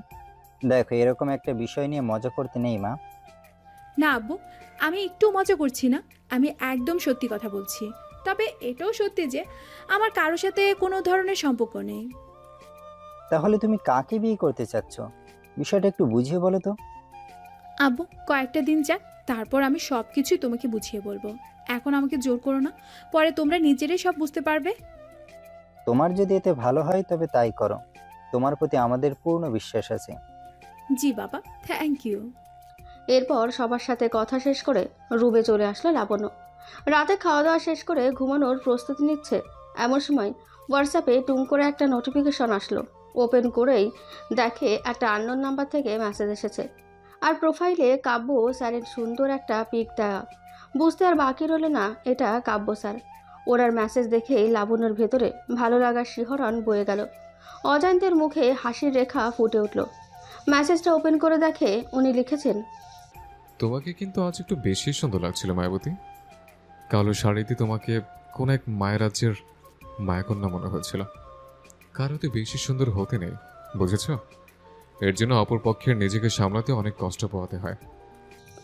মেসেজ পড়ে লাবণ্য লজ্জায় একদম নুয়ে পড়ল। ওর মনে হচ্ছে যেন ও কাব্য স্যারের সামনে দাঁড়িয়ে আছে আর উনি ওকে কথাগুলো বলছেন।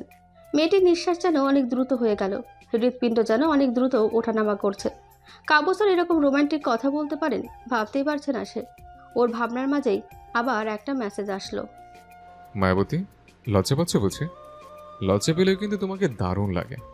তোমার কত রূপ দেখেছে আমি বেসামাল হয়ে পড়বো বুঝতেই পারি না। আজ যখন আমার সামনে কাঁদছিলে তখন ইচ্ছে করছিল তোমাকে আরেকটু কাঁদিয়ে আমি তোমার এই মায়াভরা মুখের দিকে এক দৃষ্টিতে চেয়ে থাকি। কান্না করার ফলে ফর্সা মুখে তোমার নাক লাল হয়ে গেছিল। গালে টোকা দিলে মনে হয় যেন টুপ করে রক্ত গড়িয়ে পড়বে। ফোলা ফোলা চোখ আর কাঁপা কাঁপা ঠোঁট যেন তোমার সৌন্দর্যে 1000 গুণ বাড়িয়ে দিয়েছিল। ওনার এই মেসেজ পড়ে লাবণ্যর খুব অভিমান হলো। বলে কিলো ও কষ্টে কাঁদছিল আর ওনার নাকি আরও কাঁদাতে ইচ্ছে করছিল। ও রিপ্লাই করলো, আমি কষ্ট পেয়ে কাঁদলে বুঝি আপনার খুব ভালো লাগে? তা লাগবেই তো, আমি তো আর আপনার কেউ না যে আমার কষ্টে আপনার কষ্ট হবে। কাব্য স্যার বেশ বুঝতে পারলেন লাবণ্য অভিমান করেছে। আবার মেসেজ আসলো, তোমার কষ্টের কথা ভেবেই তো আর কিছু বললাম না মায়াবতী, না হলে আরেকটু হলেই তো কেঁদে কেঁদে একেবারে অসুস্থ হয়ে পড়তে। পড়লে পড়তাম, তাতে আপনার কি? আমার তো অনেক কিছুই। আর তাছাড়া এখন একটু অসুস্থ হলেও তো আমি তোমার একটু আদর যত্নও করতে পারবো না। তাই বুঝি? আর শোনো, ফেসবুকে দেখো তোমার রিকোয়েস্ট পাঠিয়েছে, অ্যাকসেপ্ট করে নাও। আমি তো আপনাকে অনেকবার সার্চ করেছিলাম কাব্য স্যার, কিন্তু আপনাকে তো পাইনি। আর তাছাড়া রুটিনে দেখা আপনার নাম্বার দিয়ে হোয়াটসঅ্যাপ আর ইমোতেও সার্চ করেছিলাম, সেখানেও পাইনি। আমি তোমাকে আমার এখান থেকে অনেক আগেই ব্লক করে রেখেছিলাম, তাই খুঁজে পাওনি। আর এটা আমার পার্সোনাল নাম্বার, কয়েকজন ছাড়াও সবার অজানা। স্যারের কথা শুনে লাবণ্য অবাক হয়ে জিজ্ঞেস করলো, আপনি আমাকে ব্লক করে রেখেছিলেন, কিন্তু কেন?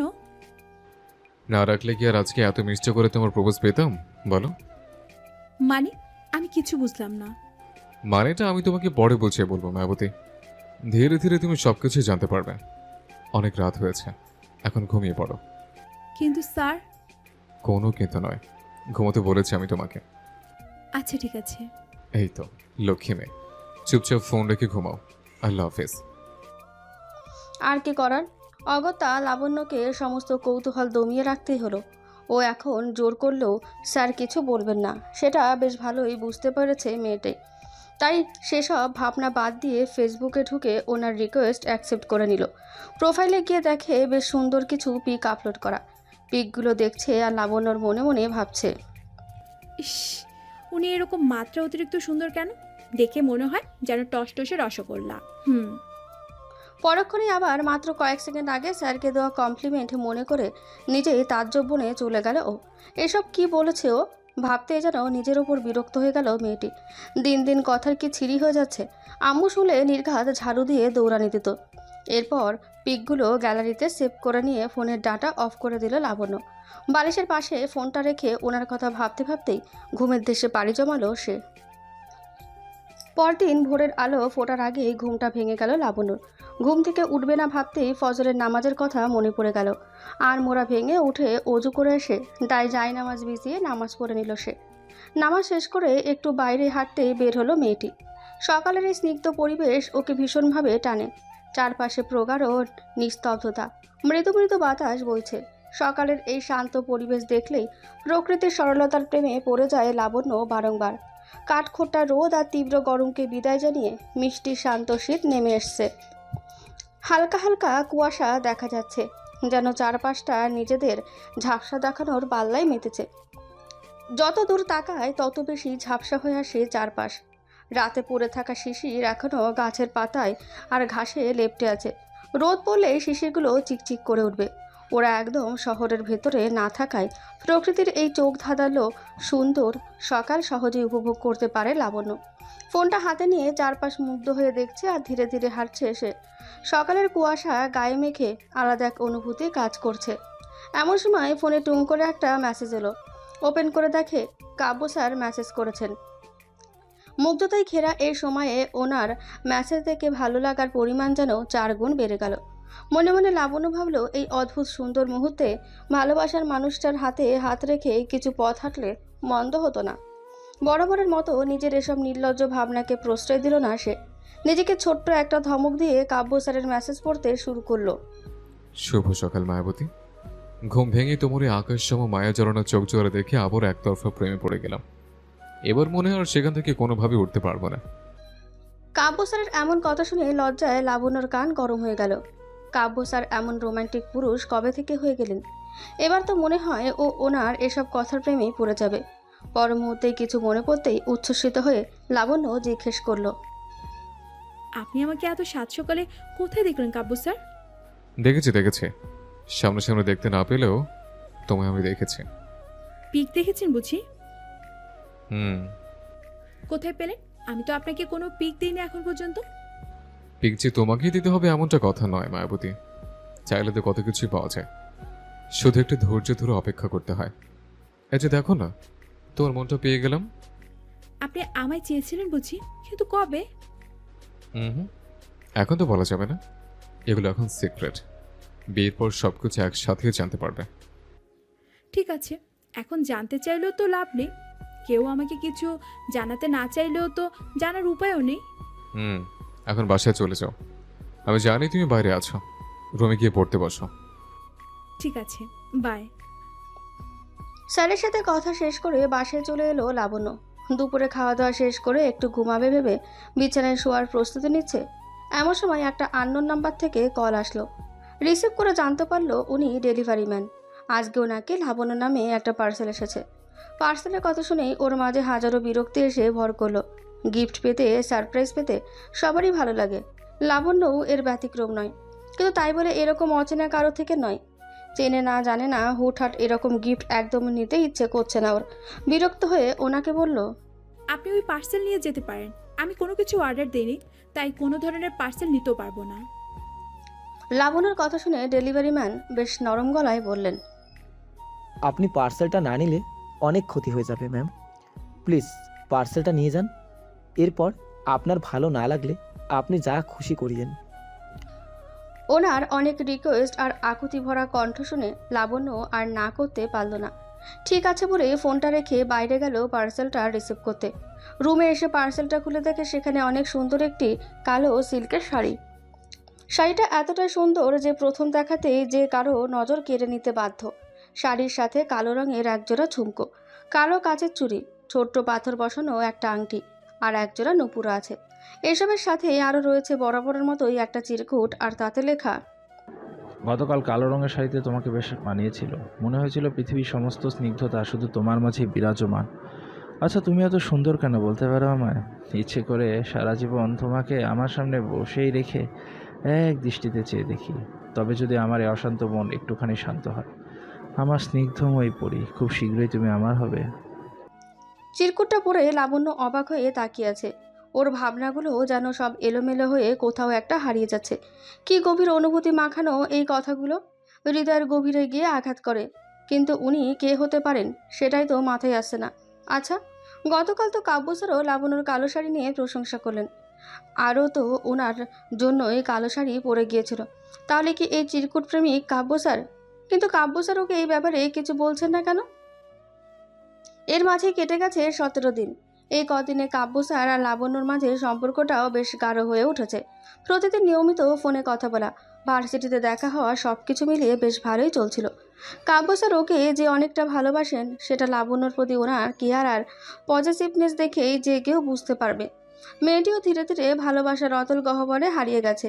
এই মানুষটাকে ছাড়া আরও কিছু চিন্তাও করতে পারে না সে। সেদিন পার্সেলটা যে কাব্য স্যার পাঠিয়েছে সেটা লাবণ্য ভালোই বুঝতে পেরেছে। হয়তো ওকে কোনো সারপ্রাইজ দিতে চান, সেজন্যই কিছু বলছেন না। ওনার সারপ্রাইজটা নষ্ট করে দিতে চায় না বলে মেয়েটিও আগ বাড়িয়ে ওনাকে আর কিছু জিজ্ঞাসা করেনি। দেখা যাক না কবে উনি নিজে থেকেই ওকে বলেন। আজ কাব্য স্যারের মা বাবা লাবণ্যদের বাসায় আসবেন বিয়ের দিন তারিখ ঠিক করতে। সকাল থেকে বাসায় তারই তোড়জোড় চলছে। কাব্য স্যারের বাবা মা ওকে ভার্সিটিতে দেখে পছন্দ করেছেন। আব্বুর সাথেও কাব্য স্যারের বাবা ফোনে কথা বলেছেন। আব্বু লাবণ্যর কাছ থেকে সব কিছু শোনার পর, ওনার পরিবার সম্পর্কে জানার পর এক বাক্যে রাজি হয়ে গিয়েছেন। সকালে উঠেই আম্মু হরেক রকমের রান্না শুরু করে দিয়েছেন আর লাবণ্যকে কাজ দিয়েছেন সব রুম সুন্দরভাবে গুছিয়ে রাখতে। অন্য কোনো দিন হলে এসব কাজ তো মেয়েটি একদমই করতো না, কিন্তু আজ বাধ্য মেয়ের মতন সব কিছুই সুন্দরভাবে গুছিয়ে রাখছে সে। দুপুরে কিছু সময় পরেই কাব্য স্যারের বাবা মা ওদের বাসায় আসলেন। লাবণ্য একবার শুধু ওনাদের সামনে গিয়ে কথা বলে এসেছে। খাওয়া দাওয়া শেষ করে ওনারা সামনের শুক্রবার বিয়ের তারিখ পাকা করলেন। আব্বু একটু সময় চাইলে ওনারা বললেন, আমাদের বৌমাকে আমরা তাড়াতাড়ি ঘরে তুলতে চাই, কোনো রকম দেরি করা চলবে না বিয়ে সব। আব্বু আর কিছু বলতে পারলেন না, বাধ্য হয়ে ওনার কথায় সম্মতি জানালেন। এরপর কিছুক্ষণ খোশ গল্প করে ওনারা বিদায় নিয়ে চলে গেলেন। বিয়ের আয়োজনের আর মাত্র 4 দিন হাতে আছে। এর মাঝে ওদের সব কিছুই করতে হবে। বোঝা যাচ্ছে এতে আব্বুর ওপর খুব চাপ হয়ে যাবে। তারপরেও কিছুই করার নেই, কাল থেকে সব কিছুর প্রস্তুতি শুরু করতে হবে। পরদিন আম্মু বললেন, তোর বিয়ের জন্য তো শপিং করতে হবে, সব কিছু এখনও বাকি। আর তোর বন্ধুদেরকেও দাওয়াত করিস, সবাই যেন বিয়ে 2 দিন আগেই চলে আসে। আম্মুর সাথে কথা শেষ করে এরপর লাবণ্য ভার্সিটিতে চলে যায়। কাব্য স্যারের সামনে যেতে ওর ভীষণ লজ্জা লাগছে। এই মানুষটার সাথে 3 দিন পর ওর বিয়ে, ভাবতেই অদ্ভুত এক অনুভূতি হচ্ছে। ওর জীবনে প্রথম ভালোবাসা যে এত সহজে পেয়ে যাবে সেটা কখনো কল্পনাও করেনি সে। স্যারের পুরো ক্লাস মাথা নিচু করেই শেষ করলো লাবণ্য। ওনার দিকে তাকানোর সাহস করে উঠতেই পারল না। ও তো এত লাজুক মেয়ে কোনো কালেই ছিল না। এত চঞ্চল একটা মেয়ে এভাবে যে লাজুক রানী হয়ে যাবে কে আর জানতো। এই মানুষটার সামনে আসলে কেন জানি লজ্জা সব আষ্টে জড়িয়ে ধরে ওকে। ক্লাস শেষ করে সবাই মিলে মাঠে ঘাসের ওপর বসলো। লাবণ্য সবাইকে বলল, তোরা সবাই বুধবার সকালে আমাদের বাসায় চলে আসবে, না আসলে কিন্তু আম্মু তোদেরকে আলুর চপ বানিয়ে খেয়ে ফেলবে। আর আমি কি করব সেটা এখন বলবো না, যদি না আসিস তখন বুঝতে পারবি। সবাই আসবে বলে সম্মতি জানালো। বিন্তি রসিকতার স্বরে বলল, লবণ, তাহলে তুই বিয়েটা এবার করেই নিলি বল। অবশেষে তোর সিঙ্গেল লাইফের পরিসমাপ্তি ঘটলো। আর দেখ, আমরা এখন একটা প্রেম করতেই পারলাম না। বিন্তির কথা শুনে সবাই হো হো করে হেসে উঠল। এই মেয়েটা এমনভাবে কথা বলল, কথা শুনে না হাসলেও ওর কথা বলার স্টাইল দেখে সবাই হেসে দেবে। এরপর লাবণ্য সবাইকে বলল ওর সাথে শপিং মলে যেতে। আম্মুকে আগেই যেতে বলেছে। সবাই মিলে অনেক ঘুরে বিয়ের জন্য প্রয়োজনীয় সব কিছুই কিনলো ওরা। আম্মু লাবণ্যর জন্য কিছু নতুন গয়নাও বানাতে দিলেন। বাসায় এসে সোজা বাথরুমে ঢুকে পড়ল মেয়েটি। গোসল শেষ করে এসে ভাবলো একটু ঘুমিয়ে নেওয়া যাক। ক্লান্ত থাকার কারণে বিছানায় শুয়ে পড়তেই ঘুমের দেশে হারিয়ে গেল সে। পরদিন সকালে খাওয়া দাওয়া শেষ করে ব্যালকনিতে বসে আছে লাবণ্য। আপাতত ভেবে রেখেছে ভার্সিটি যাবে না। কাবু স্যার হয়তো ক্লাসে আছেন, তাই আর ফোন করেনি। তবে রাতে একটুখানি কথা হয়েছে, ভাবলো ক্লাসের টাইম শেষ হলে একবার কথা বলে নেবে। হঠাৎ ওর ফোনে একটা মেসেজ আসলো। মেসেজ ওপেন করে লাবণ্যর মাথায় যেন আকাশ ভেঙে পড়লো। কাবু স্যার খুব বিপদে আছেন জানতে পেরে ওর পায়ের তলার মাটি সরে গেছে। কি হয়েছে কিছু জানি না, শুধু বলেছে খুব বিপদ। ওনার লোকেশন পাঠিয়ে দিয়েছেন আর লাবণ্যকে যত দ্রুত সম্ভব সেখানে যেতে বলেছেন। ওনার জন্য দুশ্চিন্তায় মেয়েটির মাথা ফেটে যাচ্ছে, চোখ দিয়ে অবাধে জল গড়িয়ে পড়ছে। কোনো রকমে জামাটা পাল্টে ও সেখানে যাওয়ার উদ্দেশ্যে বেরিয়ে পড়ল। জায়গাটা ওদের বাসা থেকে বেশ খানিকটা দূরে আর নির্জন, সেজন্য ওনার জন্য খুব বেশি চিন্তা হচ্ছে। ওনার পাঠানোর লোকেশনে গিয়ে লাবণ্য দাঁড়িয়ে পড়ল।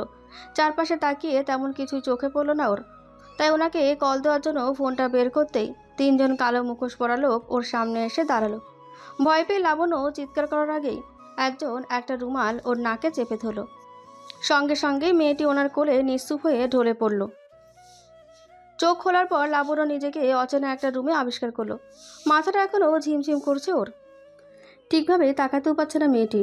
ও কোথায়, এখানে কিভাবে এলো ভাবতে ভাবতে হঠাৎ সেই মুখোশ পরা লোকগুলোর কথা মনে পড়ল। ভয়ে লাবণ্য ওর হাত পা জমতে শুরু করেছে। ওরা ওকে কেন আটকে রেখেছে? ওকে কি তাহলে ওরা মেরে ফেলবে? ও কি আর আব্বু আম্মু ভাইয়াকে দেখতে পাবে না? ভীষণ কান্না পাচ্ছে মেয়েটির। এরকমটা ওর সাথে এরা কেন করছে? চুপচাপ বসে চোখের জল ফেলছে সে। এই মুহূর্তে এছাড়া আর কী বা করতে পারেও? কিছুক্ষণ আগেও ফোনের কথা মনে করে একটু আশার আলো দেখেছিল লাবণ্য। ভাবলো বাসায় না হলে কাব্য স্যারকে জানাতে পারবে, কিন্তু ফোনটাও তো ওর কাছে নেই। ও এরকম ভুল কিভাবে করতে পারলো? নাম্বারটা ভালোভাবে চেক না করে চলে এসেছে মেয়েটি। এখন মনে পড়ছে ওইটা কাব্য স্যার ছিলেন না, কারণ ওনার নাম্বার লাবণ্যর ফোনে ক্যাডবেরি দিয়ে সেভ করা ছিল। মেসেজ দেখে এতটাই ঘাবড়ে গিয়েছিল যে ফোন নাম্বার থেকে মেসেজ করেছে সেটাই লক্ষ্য করেনি সে। নিজের ওপর প্রচণ্ড রাগ হচ্ছে ওর। নিজের ভুলের মাসুল দিতে হবে এখন। না জানি কতটা সময় পার হয়ে গেছে।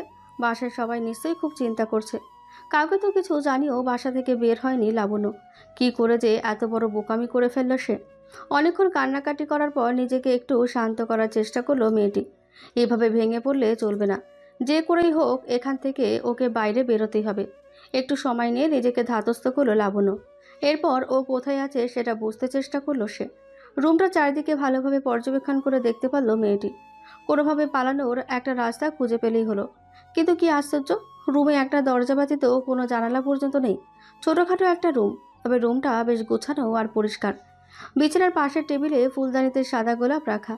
অনেক মিষ্টি সুবাস আসছে সেখান থেকে। ছোট্ট রুমটার পুরো জায়গাটা সুবাসে ভরে গিয়েছে। সাদা গোলাপ বরাবরই লাবণ্যর ভীষণ রকম পছন্দের। ওর কাছে সাদা মানে সরলতার প্রতীক। ফুলগুলো দেখে মনে হচ্ছে কেউ কিছুক্ষণ আগেই রেখে গেছে, কিন্তু কে রেখে গেছে আর সে জানলই বা কীভাবে সাদা গোলাপ লাবণ্যর প্রিয়? আর তাছাড়া ওকে কিডন্যাপ করে এনে ওর পছন্দের ফুলই বা কেন রাখছে? কিছুই মাথায় ঢুকছে না ওর। সব কিছুই কেমন তালগোল পাকিয়ে যাচ্ছে। মনোযোগ দিয়ে রুমটাতে আরেকবার চোখ বুলালো মেয়েটি। এটা তো একটা হোটেলের রুম মনে হচ্ছে। তাহলে ওরা কি ওর ক্ষতি করার জন্যই এখানে নিয়ে এসেছে? না, আর ভাবতে পারছে না ও। অতিরিক্ত দুশ্চিন্তা, ভয় আর উত্তেজনায় দ্বিতীয়বারের মতন জ্ঞান হারিয়ে ফেলল লাবণ্য। স্বপ্নের মধ্যেই দেখছে মুখোশ পরা 2 জন লোক ওর হাত পা চেপে ধরে আছে, আর আরেকজন লোক একটা ছুরি দিয়ে ওর গলা কাটছে। অনেক চেষ্টা করেও এদের থেকে নিজেকে ছাড়াতে পারছে না। চিৎকার করে কাঁদছে, তারপরও মনে হচ্ছে কেউ ওর আওয়াজ শুনতে পাচ্ছে না। লাবণ্য প্রচণ্ড ভয় পেয়ে চিৎকার দিয়ে উঠল। ওর চিৎকার শুনে বাইরে কারো আসার শব্দ শুনতে পেল সে। দরজা খুলছে কেউ। ও এবার ভয়ে আরও জড়সড় হয়ে বসে রইল। মনের মধ্যে অজানা আতঙ্ক কাজ করছে। খট করে দরজা খুলে গেল। একজন মুখোশ পরা লোক ওকে জিজ্ঞেস করলো, আপনি ঠিক আছেন ম্যাম? কি হয়েছে আপনার? এবার লাবণ্য বেশ অবাক হয়ে গেল। এরা ওকে তুলে নিয়ে এসে আটকে রেখে জিজ্ঞেস করছে ও ঠিক আছে কিনা। ওর মাথায় কিছুই ঢুকছে না। হা করে ওনার দিকে চেয়ে আছে মেয়েটি। এরপর উনি বললেন, আপনার এখানে কোনো সমস্যা নেই ম্যাম। বস আপনার খেয়াল রাখার সমস্ত ব্যবস্থা করে গেছেন। একটু পরে আপনার রাতের খাবার দিয়ে যাবে। আপনি খাবার খেয়ে ঘুমিয়ে যাবেন। লাবণ্য হ্যাবলার মতো শুধু দেখেই যাচ্ছে। এদের কি মাথা খারাপ হয়ে গেছে? একজনকে তুলে নিয়ে এসে এভাবে আদর যত্ন করার মানেটা কি?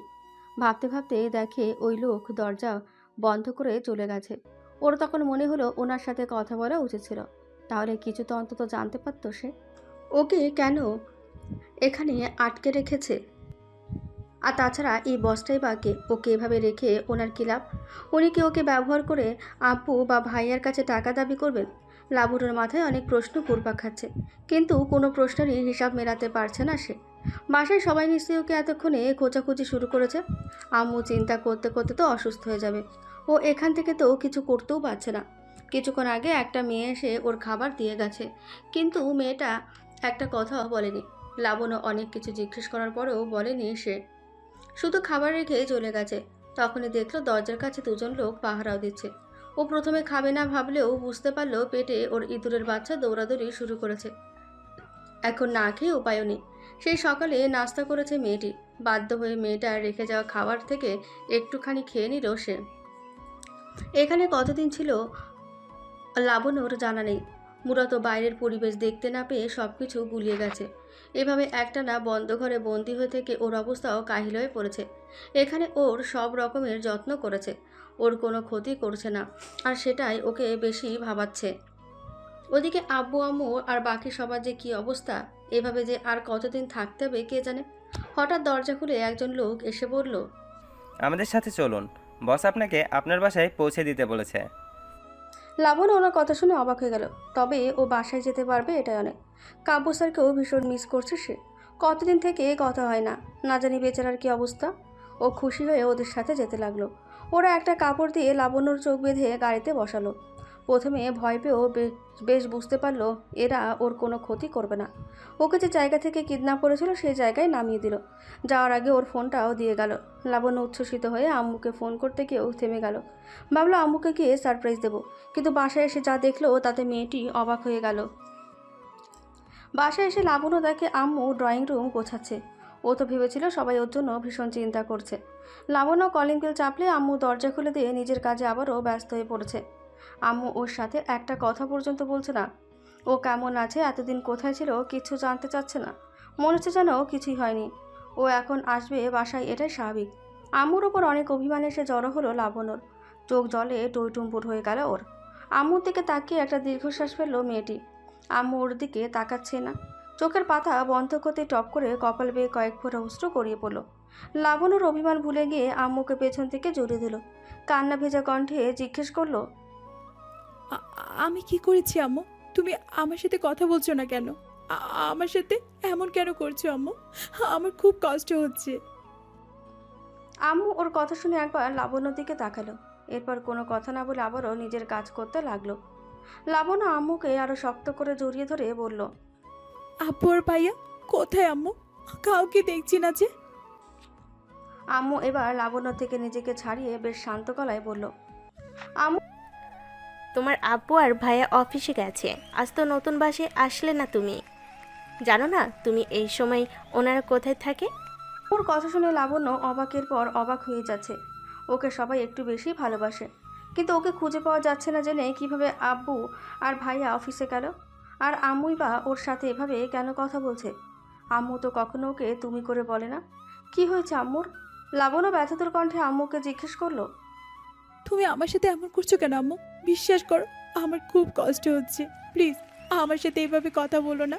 আমি ফিরে আসে তুমি কি খুশি হওনি? আম্মু লাবণ্যর কথার উত্তরে তাচ্ছিল্য হাসলেন।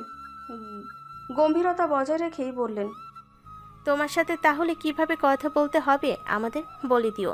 কিভাবে কথা বলতে হবে তাহলে সেভাবেই বলবো। তোমার জীবনে তো সব কিছু তোমার ইচ্ছে মতোই চলে। ইচ্ছে হলে একজনকে বিয়ে করতে চাইলে তাকে বিয়ে করবে না বলে আবার অন্য কারোর সাথে পালিয়ে যাবে। সব কিছু তো তোমার মর্জি মতোই চলবে, তাই না? আমাদের মুখে চুনকালি মাখাতে তো এতটুকু বাকি রাখলে না, তা আজ আবার ফিরে আসলে কেন? ওই ছেলে কি তোমায় তাড়িয়ে দিল নাকি? নাকি আমাদেরকে সবার সামনে ছোট করার নতুন উপায় ভেবেছ? আম্মুর কথা শুনে লাবণ্য হতবাক হয়ে তাকিয়ে আছে। এসব কি বলছে আম্মু? ও পালিয়ে গেছে মানে? কার সাথে পালিয়ে গেছে? আম্মু ওর সম্পর্কে এরকমটা কিভাবে ভাবতে পারে? আম্মু তার মেয়েকে এখনও চিনতে পারল না। কিন্তু আম্মুর মাথায় এসব কথা আসলো কিভাবে? কষ্টে বুকটা আর ফেটে যাচ্ছে। যতটা উচ্ছ্বসিত হয়ে বাসায় এসেছিল তার থেকেও হাজার গুণ বেশি কষ্ট হচ্ছে লাবণ্যর। আম্মুর ওপর অভিমানের পাহাড় জমে উঠল। চোখের জল যেন আর বাধা মানছে না, অবাধে গড়িয়ে পড়ছে গাল বেয়ে। ও যেন দাঁড়িয়ে থাকার শক্তিও পাচ্ছে না। পুরো দুনিয়াটা এক মুহূর্তের জন্য থমকে গেছে। সবাই ওকে এতটা নিজ প্রবৃত্তির কীভাবে ভাবতে পারলো? হু হু করে কেঁদে মেঝেতে বসে পড়ল লাবণ্য। আম্মু যেন ওকে দেখেও দেখছে না, ওকে ওভাবে কাঁদতে দেখেও একটু এগিয়ে আসলো না। লাবণ্যকে ড্রয়িং রুমে রেখেই আম্মু নিজের রুমে চলে গেলেন। মেয়েটি শুধু অসহায় দৃষ্টিতে আম্মুর যাওয়ার দিকে তাকিয়ে থাকলো। যে আম্মু ওর সামান্য চোখের পানি সহ্য করতে পারে না, সে আম্মুকে না ওর কান্না এভাবে অগ্রাহ্য করে চলে গেল। ওভাবেই কিছুক্ষণ পরে থেকে ধীরে ধীরে উঠে দাঁড়িয়ে নিজের রুমে চলে গেল লাবণ্য। বিছানায় উপর হয়ে শুয়ে কাঁদতে লাগলো। মুখ দিয়ে কোনো শব্দই বের হচ্ছে না, চোখের পানিতে বালিশ ভিজে যাচ্ছে। ওর এই নীরব কান্নার কষ্ট কেউ বুঝতে পারল না। কাঁদতে কাঁদতেও সেখানেই ঘুমিয়ে পড়ল। যখন ঘুম ভাঙলো দেয়াল ঘড়িতে লাবণ্য দেখে বিকেল প্রায় 4টের কাটা ছুঁই। আড়মোড়া ভেঙে উঠে বসতে ঘুমানোর আগের কথা মনে পড়ল। মুহূর্তের মধ্যেই মনটা আবারও বিষিয়ে উঠল ওর। অতিরিক্ত কান্নার ফলে মাথাটাও ভীষণ যন্ত্রণা করছে। বিছানা থেকে নেমে ওয়াশরুমে গেল মেয়েটি। ফ্রেশ হয়ে এসে আম্মুর কাছে গেল। আম্মু নিজের রুমে শুয়ে আছে। লাবণ্য গিয়ে আম্মুর পাশে শুয়ে আম্মুকে জড়িয়ে দিল। আম্মু বিরক্ত হয়ে ওকে ছাড়িয়ে দিলেন। বেশ রুক্ষ স্বরে বললেন, ডাইনিংয়ে খাবার রাখা আছে, খেয়ে আমাকে উদ্ধার করো। আর এখন এখান থেকে চলে যাও, আমি এই সময় একা থাকতে চাই। আম্মুর কথা শুনে লাবণ্যর কোমল হৃদয় ভেঙে টুকরো টুকরো হয়ে গেল। আম্মুকে ওর বড্ড অচেনা লাগছে। কাঁদতে কাঁদতে আবারও নিজের রুমে ফিরে এলো। বিছানায় শুয়ে হাউমাউ করে কাঁদছে। কেউ সান্ত্বনা দিতেও আসছে না আজকে। বিকেলে আব্বু আর ভাইয়া অফিস থেকে এসেছে বুঝতে পেরেই লাবণ্য দৌড়ে রুম থেকে বেরোলো। কিন্তু ভাইয়া আর আব্বু দুজনেই ওকে এড়িয়ে চলছে। ওর কোনো কথার উত্তর দিচ্ছে না। ব্যর্থ হয়ে চেষ্টা করায় ছেড়ে দিল সে। রুমে এসে শব্দ করে দরজা বন্ধ করে দিল লাবণ্য। কিছু একটা মনে পড়তেই ও ক্যালেন্ডারের তারিখটা দেখল। আজকে রবিবার, ওদের বিয়ের কথা ছিল শুক্রবারে। তার মানে ইতিমধ্যেই 6 দিন কেটে গেছে। আরও কিছুই বুঝতেই পারল না। কাব্যস্বরও কি ওকে তাহলে সবার মতোই ভুল ভাবছে? হয়তো ভাবছে, নাহলে একটাবার ওর খোঁজও নিল না। ভীষণ কষ্ট হচ্ছে লাবণ্যর। কান্নারা সব দলা পাকিয়ে আসে। বিছানায় শুয়ে বালিশে মুখ গুজে কাঁদতে শুরু করলো সে। রাতে ওর শরীর কাঁপিয়ে জ্বর চড়ে এলো। চোখ মেলে তাকাতেও পারছে না। রুমের লাইট আজকে চালানো হয়নি। বুঝতেই পারছে না কত রাত হয়েছে। আম্মুকে ডাকার মতন শক্তি নেই লাবণ্যর। মুখ দিয়ে কোনো শব্দই বের হচ্ছে না। সারাদিন কিছু না খাওয়ায় শরীর ভীষণ দুর্বল লাগছে ওর। মাথাটা যন্ত্রণায় ছিঁড়ে যাচ্ছে। শরীরের তাপ ক্রমশ বেড়েই চলছে। একটা কম্বল গায়ে দিয়ে কিছুই হচ্ছে না। ঠান্ডায় মনে হচ্ছে বরফের মতন জমে যাচ্ছে ও। লাবণ্যর মনে হলো ও এখনই মারা যাবে। আর কষ্ট সহ্য করতে পারছে না। আর কষ্ট সহ্য করার মতন ক্ষমতা ওর মধ্যে বাকি নেই। সব কিছুই কেমন ধোঁয়াশা লাগছে। একটা ঘটনা ওর জীবনটাকে কিভাবে এলোমেলো করে দিল। অনেকক্ষণ ছটফট করে কাটিয়ে দিল মেয়েটি। এরপর মনে হলো মরে যাওয়ার আগে আব্বু, আম্মু আর ভাইয়াকে শেষবারের মতো একটু দেখতে হবে। অনেক কষ্টে শোয়া থেকে উঠে বসলো। মাথাটা যন্ত্রণায় ঝিমঝিম করছে। বুকে সাহস সঞ্চয় করে উঠে দাঁড়ালো। মনে হলো পুরো শরীর দুলে উঠল। চারপাশে সব কিছুই সমানতালে ঘুরছে। এলোমেলো পায়ে দরজা দিয়ে এগিয়ে গেল লাবণ্য। অন্ধকার হাতড়ে দরজার ছিটকিনি খুলে দরজা আঁকড়ে কিছুক্ষণ দাঁড়ালো। সামনে এগোলে শক্তিটুকু পর্যন্ত পাচ্ছে না সে। এরপর দেওয়াল ধরে এলোমেলো পায়ে 1 পা 2 পা করে সামনে এগোলো। অনেক চেষ্টা করে আম্মুদের রুমের সামনে এসে দাঁড়ালো লাবণ্য। আম্মু বলে ডাকার অনেক চেষ্টা করলো, কিন্তু মুখ দিয়ে কোনো শব্দই বের হলো না ওর। তাই দুর্বল হাতে দরজা ধাক্কাতে শুরু করলো। দাঁড়িয়ে থাকতে ওর শরীরের সবটুকু শক্তি ফুরিয়ে গেল। ও আর পারল না। চোখ জোড়া ঝাপসা হয়ে আসছে। চোখ খুলে রাখতে পারছে না। ধীরে ধীরে শরীর অসাড় হয়ে এলো লাবণ্যর। লুটিয়ে পড়ল মেঝেতে। অচেতন হওয়ার আগে শুধুমাত্র দরজা খোলার শব্দ শুনতে পেল সে। পরের দিন জ্ঞান ফেরার পর লাবণ্য দেখল ও আব্বু আম্মুর রুমে শুয়ে আছে। ওর মাথার কাছে আম্মু বসে মাথায় হাত বুলে দিচ্ছে। এইটুকু আদরে মনটা প্রশান্তিতে ভরে উঠল মেয়েটির। শরীরের তাপমাত্রা অনেকটাই কমে গেছে, তবে এখনও নিজেকে ভীষণ দুর্বল লাগছে ওর। লাবণ্যকে চোখ খুলতে দেখে আম্মু কপালে আলতো করে একটা চুমু খেলো। আম্মু যে ওর জন্য কান্নাকাটি করেছে সেটা ভালোভাবেই বুঝতে পারছো। দুশ্চিন্তা আর রাত জাগার ফলে ওনার চোখ মুখ খুলে গেছে। মেয়েটি চোখ বন্ধ করে আম্মুকে ভালোবাসার গভীরতা অনুভব করলো। কালকে সব অভিমান বরফের মতন গলে গেল ওর। আম্মু লাবণ্যকে রেখে একটু বাইরে চলে গেল। ও পুনরায় চোখ বন্ধ করে শুয়ে রইল। একটু পর হাতে করে খাবারের প্লেট নিয়ে আম্মু রুমে ঢুকলো। ও লাবণ্যকে বালিশে আছোয়া করে বসিয়ে বলল, খাবারটা খেয়ে নাও তো, ওষুধ খেতে হবে তোমায়। লাবণ্য দুর্বল কণ্ঠে আম্মুকে জিজ্ঞেস করলো, আম্মু, আমি এখানে আসলাম কিভাবে? আর আমি তো মারা যাচ্ছিলাম, তাহলে এখনো বেঁচে আছি কিভাবে? আম্মু ওর দিকে তাকিয়ে মেকি রাগ দেখিয়ে বলল, এখন কোনো কথা নয়, আগে চুপচাপ খেয়ে নাও, তারপর সব কথা হবে। লাবণ্য বাধ্য মেয়ের মতো মাথা নাড়িয়ে সায় দিল। আম্মু ওকে তুলে খাওয়াচ্ছে, ও বিনা বাক্যে চুপচাপ খেয়ে নিচ্ছে। খাওয়া শেষ করে আম্মু প্লেট রাখতে চলে গেল। তখনই ভাইয়া লাবণ্যর ওষুধ নিয়ে রুমে ঢুকলো। ওর কপালে হাত দিয়ে জ্বর চেক করে ওকে সকালের ওষুধ খাইয়ে দিল। লাবণ্য ওষুধ খেয়ে ভাইয়ার দিকে তাকালো। ভাইয়া চলে যেতে নিলেই ও ওর হাত ধরে টেনে ধরল। ছলছল চোখে ভাইয়ার দিকে তাকাতেই ভাইয়া ওর পাশে বসে বলল, এমন শরীরে কেমন লাগছে বুড়ি? একটু কি বেটার লাগছে? লাবণ্য মাথা নাড়িয়ে হ্যাঁ বোধক উত্তর দিল। এরপর ভাইয়া আগের থেকেও শান্ত কণ্ঠে বলল, এখন কি তুই কথা বলতে পারবি? আমাদের তোর থেকে অনেক কিছু জানার আছে, এখন হয়তো সঠিক সময় নয়, তারপরেও ভীষণ জরুরি জানতে হবে। লাবণ্যরও সব কিছুতে কেমন যেন গণ্ডগোল লাগছে। কোথাও যে কেউ এসব ভুল বোঝাবুঝি সৃষ্টি করেছে, বারবার এটাই মাথায় আসছে ওর। সবাইকে সবটা জানাতে না পেরে ওরও শান্তি হচ্ছিল না। ও ভাইয়াকে বলল, আমি এখন পারবো কথা বলতে, আমারও তোমাদের অনেক কিছু জানানোর আছে। ওর কথা শুনে ভাইয়া আম্মু আর আব্বুকেও ডেকে নিয়ে আসলো। ভাইয়া অত্যন্ত সিরিয়াস ভঙ্গিতে বলল, তুই তো নিজেই তোর কাব্য স্যারকে বিয়ে করতে চেয়েছিলি, তাই আমরা সবাই রাজি হয়ে গিয়েছিলাম। তাহলে এবার অন্য কারোর সাথে পালিয়ে কেন গেলি? আমাদের তো আগেই সব কিছু বলতে পারতি। ভাইয়ার কথা শুনে লাবণ্য পুরো তাজ্জব বনে গেল। এসব কি বলছে ভাইয়া? সবাই কেন এটা ভাবছে যে ও কারোর সাথে পালিয়ে গেছে? ভাবতে ওর ভেতরে কান্নারা যেন হুমড়ি খেয়ে বের হলো। কাঁদতে গিয়ে ও অনেক চেষ্টা করে নিজেকে শান্ত করলো মেয়েটি। এখন ভেঙে পড়লে চলবে না। এসব ভুল বোঝাবুঝির আজকে অবসান করতে হবে। ও কাঁপা কাঁপা কণ্ঠে বলল, ভাইয়া, তোমরা সবাই আমাকে ভুল বুঝতেছো, আমি কারোর সাথে পালিয়ে যাইনি। আমাকে তো... ভাইয়া ওকে থামিয়ে দিয়ে বলল। তাহলে এসব কি? বলে ও ওর ফোন থেকে একটা মেসেজ বের করে লাবণ্যকে পড়তে দিল। ও মেসেজ পড়ে যতটা না অবাক হয়েছে তার থেকে বেশি অবাক হয়েছে মেসেজটা ওর নাম্বার থেকে দেওয়া এইটা দেখে। এটা কি করে সম্ভব? ও তো ভাইয়াকে কোনো মেসেজ দেয়নি, তাহলে এই মেসেজ আসলো কিভাবে? মেসেজটা ছিল এমন, আমি তোমাকে একটা মিথ্যে কথা বলেছিলাম, আসলে আম্মু কাব্য স্যারকে বিয়ে করতে চায় না। ওই খাটাস মার্কা ছেলেকে আমি কখনোই বিয়ে করব না। আমি তো শুধু আমার অপমানের প্রতিশোধ নিতে চেয়েছিলাম। আমার প্রতিশোধ পূরণ হবে ওকে বিয়ে না করে। আমি অন্য একজনকে ভালোবাসি, তার সাথেই আমি পালিয়ে এসেছি। আমাকে খোঁজার কোনো রকম চেষ্টাও করো না। বিয়ের তারিখে 2 দিন পর আমি নিজে থেকেই চলে আসব।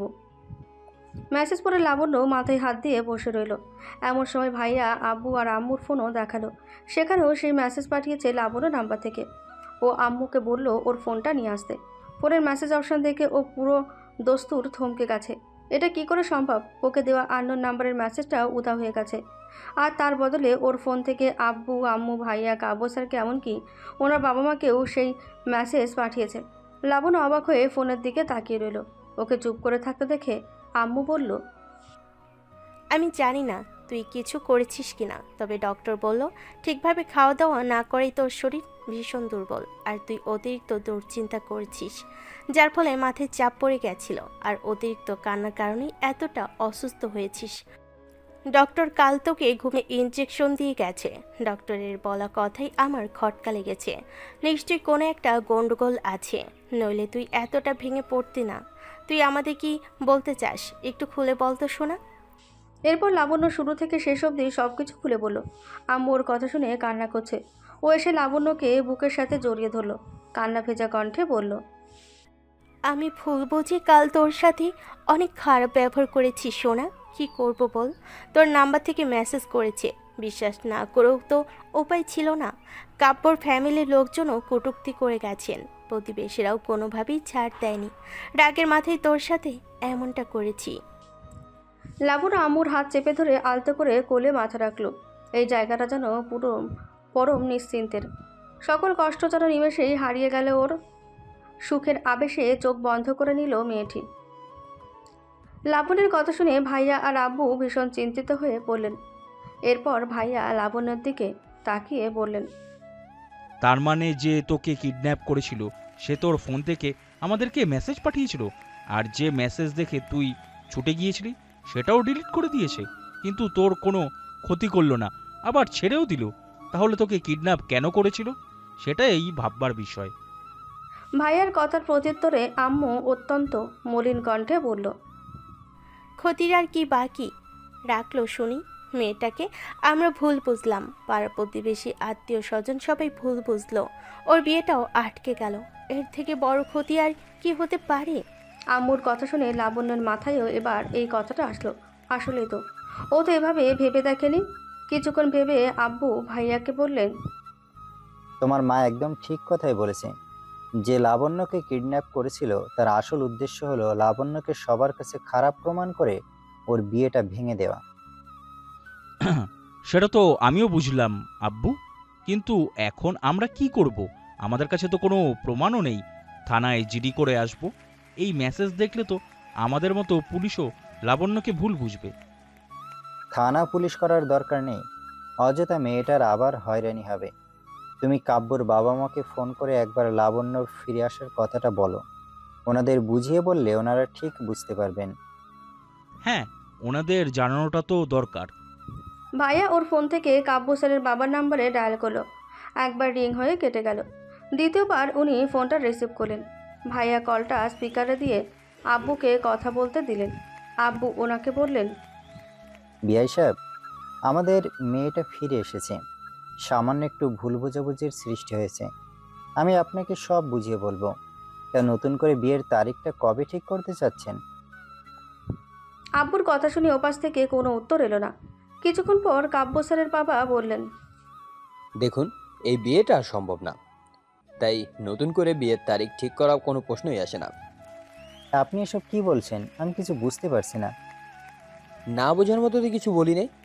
আপনার মেয়ে 5-6 দিন একটা ছেলের সাথে কাটিয়ে এসেছে, এখন সেই মেয়েকে আমাদের ছেলে ঘরে তুলতে চাচ্ছেন? আমি থাকতে এটা কোনোদিনও সম্ভব না। বসেই খট করে উনি কলটা কেটে দিলেন। ওনার কথা শুনে লাবণ্য 2 হাত দিয়ে কান চেপে ধরল। এসব কথা শোনার আগে ওর মৃত্যু হলে ভালো ছিল। চোখ দিয়ে অঝোরধারায় পানি ঝরছে। আম্মু ওকে সামলানোর চেষ্টা করছেন। আব্বু ভাইয়াকে ফোনটা দিয়ে ধপ করে সোফায় বসে পড়লেন। কাঁপা কাঁপা কণ্ঠে বললেন, সব শেষ হয়ে গেল। যেটুকু আশার আলো দেখেছিলাম সবটা নিভে গেল। এখন আমার মেয়েটার কি হবে? ভাইয়া উঠে আব্বুর একটা হাত ধরে ভরসা দেওয়ার চেষ্টা করছে। এরপর শান্ত কণ্ঠে বলল, কিছু শেষ হয়ে যায়নি বাবা। আমার বোন কি কোনো ফেলনা জিনিস নাকি? ওনারা বিয়ে ক্যান্সেল করেছে তো কি হয়েছে? দেশে কি ছেলের অভাব পড়েছে নাকি? আর তাছাড়া এইসব বিয়ে নিয়ে চিন্তা করো না। লাবণ্য পড়াশোনায় মন দেবে, নিজেকে ব্যস্ত রাখলে এইসব কিছু আর মনে পড়বে না। আর কে কি বলল তা নিয়ে আমাদের মাথা ঘামালে চলবে না। সবার সব কথা কানে তোলার দরকার নেই। ভাইয়ার কথা শুনে লাবণ্য নিশ্চুপ হয়ে গেল। আব্বুর অবস্থা এমনিতেই অনেক খারাপ। ও ভেঙে পড়লে আব্বু আরও বেশি অসুস্থ হয়ে পড়বে। তাই যথাসম্ভব নিজেকে স্বাভাবিক রাখার চেষ্টা করছে মেয়েটি। ভিতরে ভিতরে কষ্টেরা ওর আকাশ ছাপিয়ে যাচ্ছে। কত স্বপ্ন দেখেছিল, এক নিমেষে সব কিছু ভেঙে তছনছ হয়ে গেল। চোখের জল আটকানোর বৃথা চেষ্টা করছে সে। বিচ্ছেদ এত কষ্টের হয় কেন? এই কয়েকদিনে মনে হচ্ছে কত বছর থেকে কাব্য স্যারের সাথে কথা হয় না। কতদিন হয়ে গেল কাব্য স্যারকে দেখে না। ওনার সে মিষ্টি কণ্ঠস্বর শুনতে পায় না। থাকতে না পেরে এবার হু হু করে কেঁদে উঠল লাবণ্য। ওকে সান্ত্বনা দেওয়ার ভাষা আম্মু খুঁজে পেল না বোধহয়। সেই জন্যই শুধু মাতৃত্বের আলিঙ্গনে কষ্টগুলোর ওপর একটু শীতলতা ছড়িয়ে দেওয়ার চেষ্টা করলেন। বিকেলে আম্মু একটু বাইরে হাঁটাহাঁটি করতে বলল। লাবণ্যর যেতে একদমই ইচ্ছে করছে না। আম্মু ওকে জোর করে তুলে বাইরে নিয়ে আসলো। প্রকৃতির কাছে থাকলে মনটা হয়তো ভালো লাগবে। লাবণ্য আম্মুর একটা হাত জড়িয়ে ধরে ধীরে ধীরে হাঁটছে। কিছুক্ষণ পরেই কিছু মহিলার দেখা মিলল। সবাই তাচ্ছিলের দৃষ্টিতে দেখছিলেন মেয়েটিকে। কেউ কেউ তো কটাক্ষ করে মুখের ওপর কিছু কথা শুনিয়েও দিলেন। মন ভালো হওয়ার পরিবর্তে সবার বিষাক্ত কথার তীরে আরও ক্ষতবিক্ষত হয়ে গেল। এক মুহূর্ত দেরি না করে বাসায় ছুটে আসলো লাবণ্য। বিছানায় উপর হয়ে শুয়ে কাঁদছে সে। আম্মু অসহায় দৃষ্টিতে ওর দিকে তাকিয়ে আছেন। হয়তো ভাবছেন, ওকে বাইরে না নিয়ে গেলে এরকমটা হতো না। কাব্য স্যার এই পর্যন্ত একটাবারও ফোন করলে না। এতদিন ফোন বন্ধ থাকলেও আজ তো খোলাই আছে। ভেবেছিল মেয়েটি একবার ফোন দিয়ে হয়তো খোঁজ নেবেন, কিন্তু সকাল গড়িয়ে সন্ধ্যা হয়ে গেল। লাবণ্যের ভাবনাকে উনি মিথ্যা প্রমাণ করলেন। রাতের বেলা আম্মু লাবণ্যর সাথে ওর রুমে ঘুমালেন। আম্মুকে আর দুশ্চিন্তায় রাখতে চায় না বলে ঘুমের ভান করে পড়ে রইল। আম্মু লাবণ্যের মাথায় হাত বুলিয়ে দিতে দিতে নিজেও ঘুমিয়ে পড়লেন। আম্মু ঘুমানোর পরেই চোখ খুলল মেয়েটি। নিজেকে ভীষণ নিঃসঙ্গ লাগছে ওর। ওর জীবনটা এরকম এলোমেলো হয়ে গেল কেন? ও তো কখনো কারো কোনো ক্ষতি করেনি, তাহলে ওর জীবনের এত বড় সর্বনাশ কেউ কেন করলো? ওর গোছানো জীবনটা কিভাবে এলোমেলো করে দিল? সবাই যখন রাত্রিবেলা পরম নিশ্চিন্তে ঘুমাচ্ছে, লাবণ্য তখন ওর জীবনের হিসাব মেলাতে ব্যস্ত। রাত জেগে নিজের কষ্টগুলোর কিনারা খোঁজার বৃথা চেষ্টা করছে সে। রাতের অন্ধকারে কষ্টগুলো যখন দ্বিগুণ হয়ে ধরা দেয়, চারপাশে সব কিছু যেন ওর প্রতিকূলে চলে যাচ্ছে। লোকের বিদ্রুপ দৃষ্টি আর কৌতুক্তির আঘাতে বাইরে যাওয়ার সাহস পাচ্ছে না মেয়েটি। ব্যক্তিগত কষ্টগুলো বুকে নিয়ে ঘুম কাতুরে মেয়েটা নির্ঘুমে একটা রাত কাটিয়ে দিল অনায়াসেই।